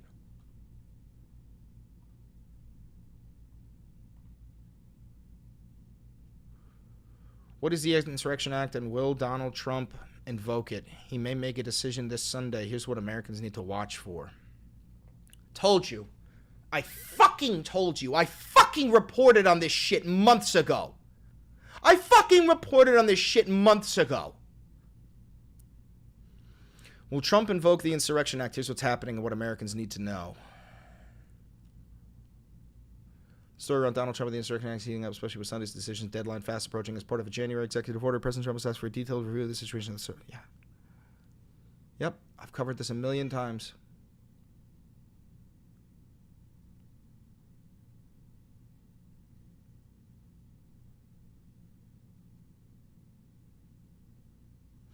We'll only know what happens tomorrow, guys.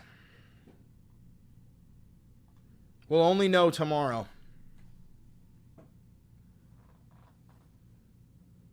So protecting people is wrong? Our people? Okay, holy fuck, dude. How dumb are you if you just spelled our, A-R-E? Was that a typo or did you mean to do... Is that how you think that word is spelled? Oh my god, oh my god, oh my god, oh my god, oh my god, oh my god, oh my god, oh my god. That is so fucking stupid.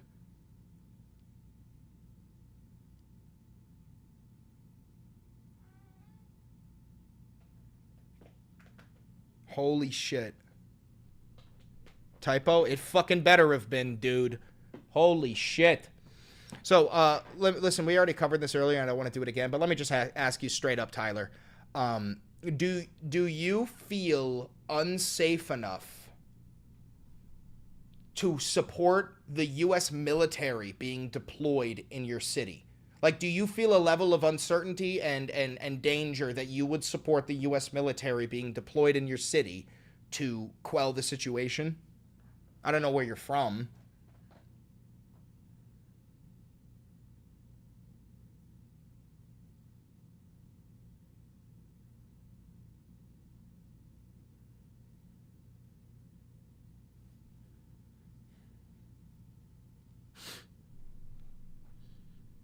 My friend got attacked by an illegal immigrant. I'll tell you, first things first, I don't believe you. But second thing is, do you feel so unsafe that you want the U.S. military to be deployed in your city? Yes or no?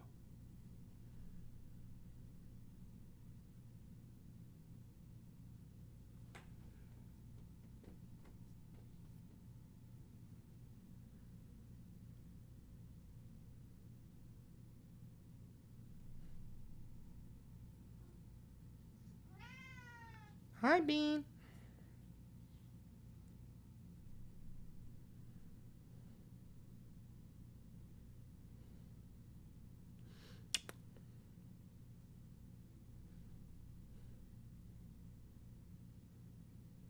Also, guys, I'm going to end the live stream soon. I got shit I got to do. I got to go. Seeing Lake and Riley and the horror story that's happened, yes? Oh my god, so you are literally a bootlicking cuck, and you want the United States military to be deployed in your city? Dude, you're just a bootlicking cuck. You want to live under, like, military rule. I can't help you, bro. You're a bootlicking cuck. You're a beta bitch. I can't help you. Things are tough, but I would never fucking advocate to send the U.S. Army into my city to take over. I actually enjoy democracy. I enjoy my fucking freedom. I'm not a bootlicking beta cuck.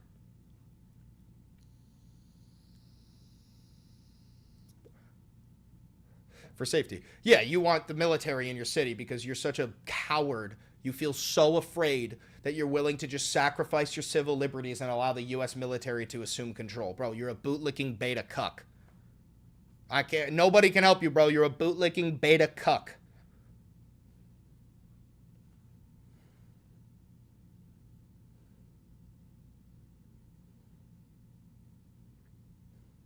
That's not the Insurrection Act. The military helps the police. No, the Insurrection Act is when you deploy the United States military. It overrules the Posse Comitatus Act, which says that the military can't rule over civilian governments. Yeah, the Insurrection Act overrules that. You're wrong. You know nothing about what you're talking about. You spelled our, A-R-E. You don't know what communism is. You don't know what socialism is. You don't know what fascism is. You don't know what capitalism is. You don't know fucking anything, dude. There's no point in having this conversation. It's like talking to a fucking idiot. Like, dude, you are a perfect representation of the MAGA voter. You're a wildly uneducated, ignorant, arrogant, incapable of being pointed wrong, like, pointing out evidence to you. It doesn't fucking matter. You are the typical MAGA voter. You're a perfect representation for my chat to see. This, I thought, at first, I gave you grace. I thought you were going to be like William from yesterday, somebody who was supportive of Donald Trump, and then when faced with evidence, they abandoned the Trump regime entirely, and they became a democratic socialist. You're A fucking cult member. Nobody can say anything to turn you against Trump. You're a fucking cultist. There's nothing anybody can say.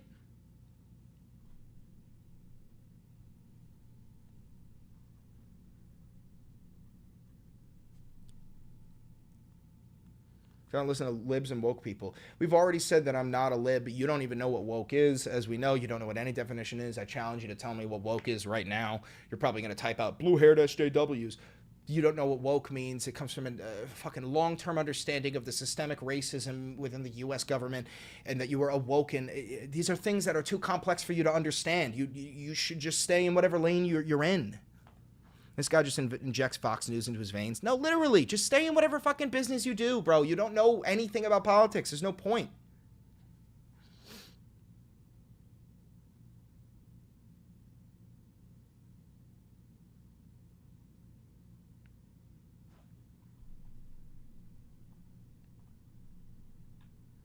Trans ideology and racism. Exactly. Thank you for proving my point. You don't know what woke is.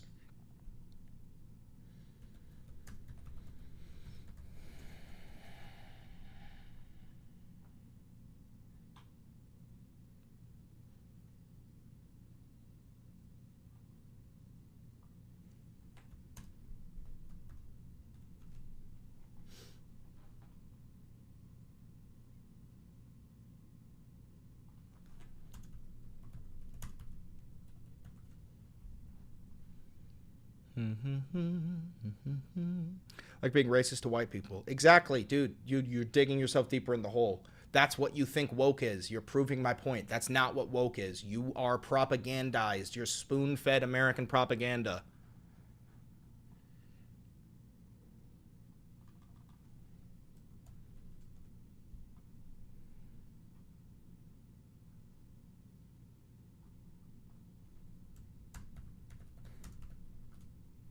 Like DEI. Thank you again for proving my point.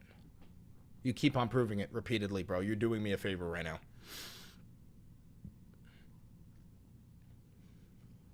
Oh.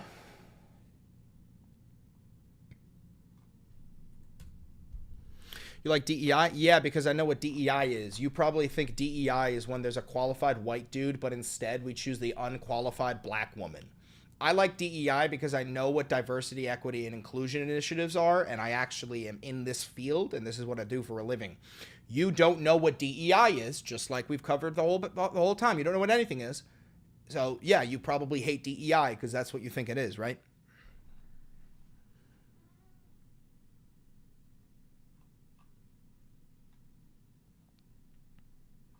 Dude, look up the word, stop making Republicans look bad, like damn. He's not making Republicans look bad. He is Republicans. That is what Republicans are. That is the conservative party. That is who they are. They are incapable of doing research. How do we know you're not an illegal? Probably are, because look at you. Thank you, Tyler. Thank you. Everything you say keeps on proving my point, brother. You are literally the epitome of the Trump MAGA death cultist. You're proving my point. You're proving my point.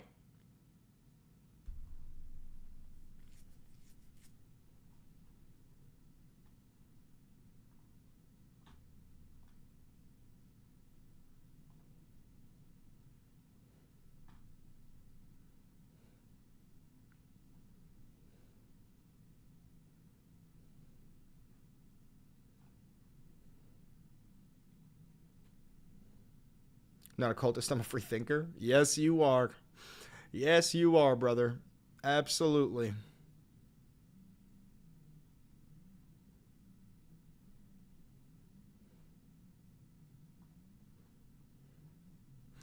Washington, CNN. Sam, I'm on CNN. I can't fucking see that at all. I'm on CNN's website. I don't see that anywhere.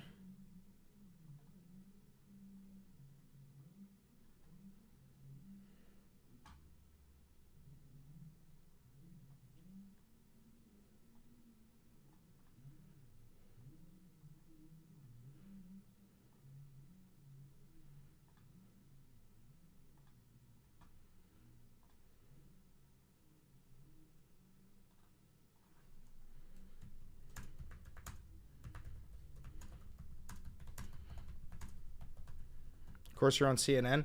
Tyler, again, you're incapable of reading. He literally said in parentheses CNN because the article was from CNN, and I'm trying to find the article. You poor, poor little boy.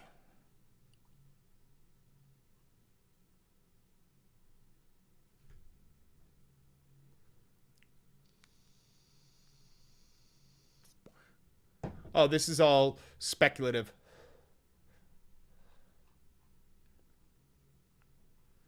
This is speculative. You're talking about this article.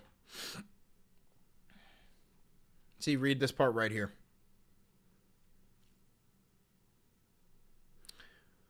Defense Secretary Pete Hegseth and Homeland Security Secretary Kristi Noem are not planning to recommend. So see how it says planning? They're not planning to recommend that President Donald Trump invoke the Insurrection Act and address conditions at the southern border. Multiple U.S.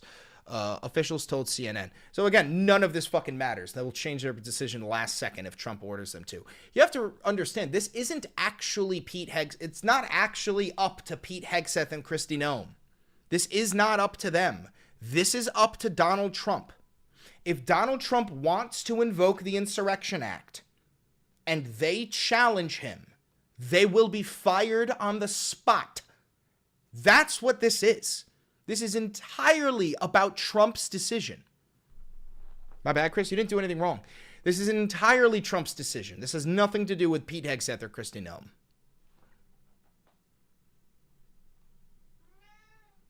Hi.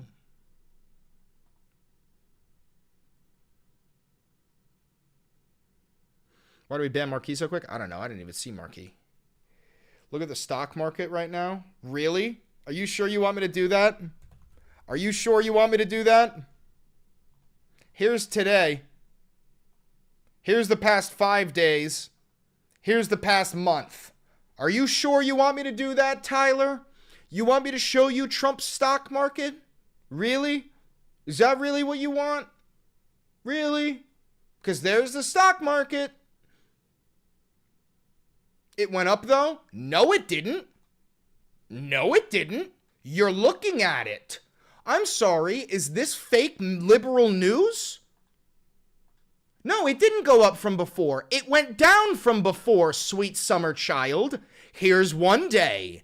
Here's 5 days. Here's 1 month. No, it didn't go up. Holy shit. Holy fucking shit. It's in front of you. It's in front of your fucking face. You're looking at it.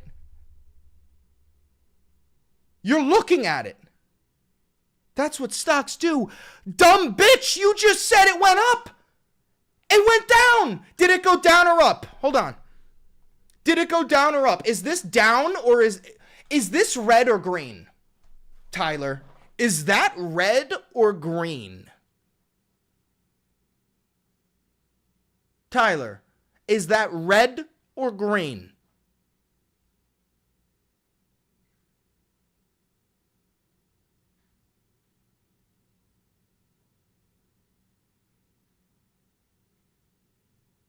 No, real quick, Ty. Okay, I'm wrong. Holy fuck. Thank God you're capable of admitting that.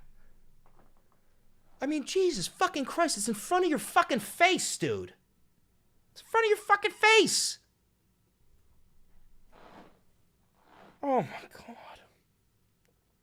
Tyler, can you name... I'm going to end the stream very soon. But Tyler, can you name one Trump policy that benefited your life more than the billionaires? One. One single Trump policy. And then I'm going to end the live.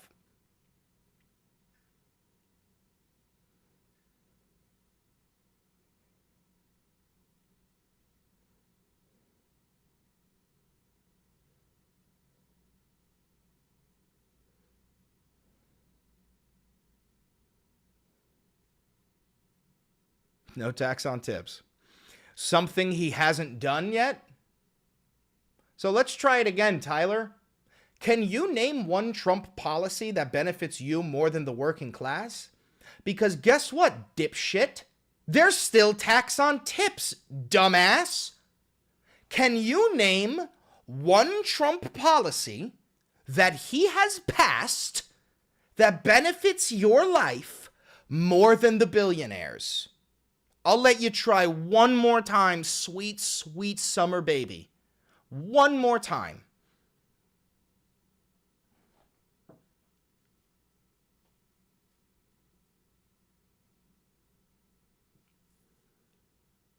I'll check him out, Logan. Thank you very much. I'll check him out.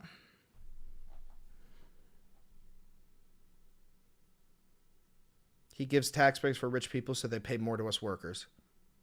Oh my God. This dumb motherfucker thinks trickle-down economics is good. I can't fix this kid. I can't fix this guy. He's got a mental disability. I can't fix this guy. Brother, enjoy Trump. You're going to be in the Trump cult for the rest of your life. You think trickle-down economics works. I can't help you. In the year 2025, you think trickle-down economics works. We're fucked. We're so fucked. What shall I do, Chris? Nothing. Don't do anything. He's just stupid. You can't punish him for being stupid. You can't punish him for being dumb. No, you can't ban him. You can't ban him for being stupid. He's just stupid. He's just fucking stupid. Let the rich get richer, because then if the rich get richer, I'll get richer. And he's serious. And he's serious. Yeah,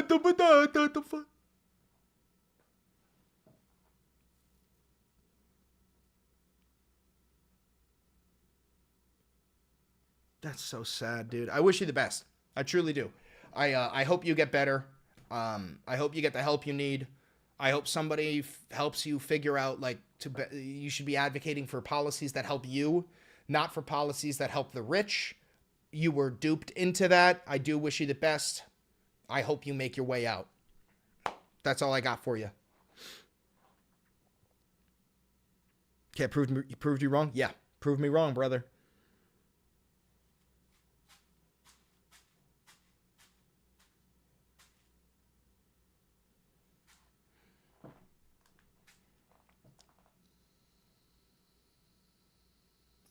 Anyway, we're going to end the stream, guys. Thank you for tuning in. Make sure you check out that latest rabbit hole we just posted. Other than that, make sure to like, comment, subscribe, and hit the notification bell. It costs you nothing. It helps me immensely.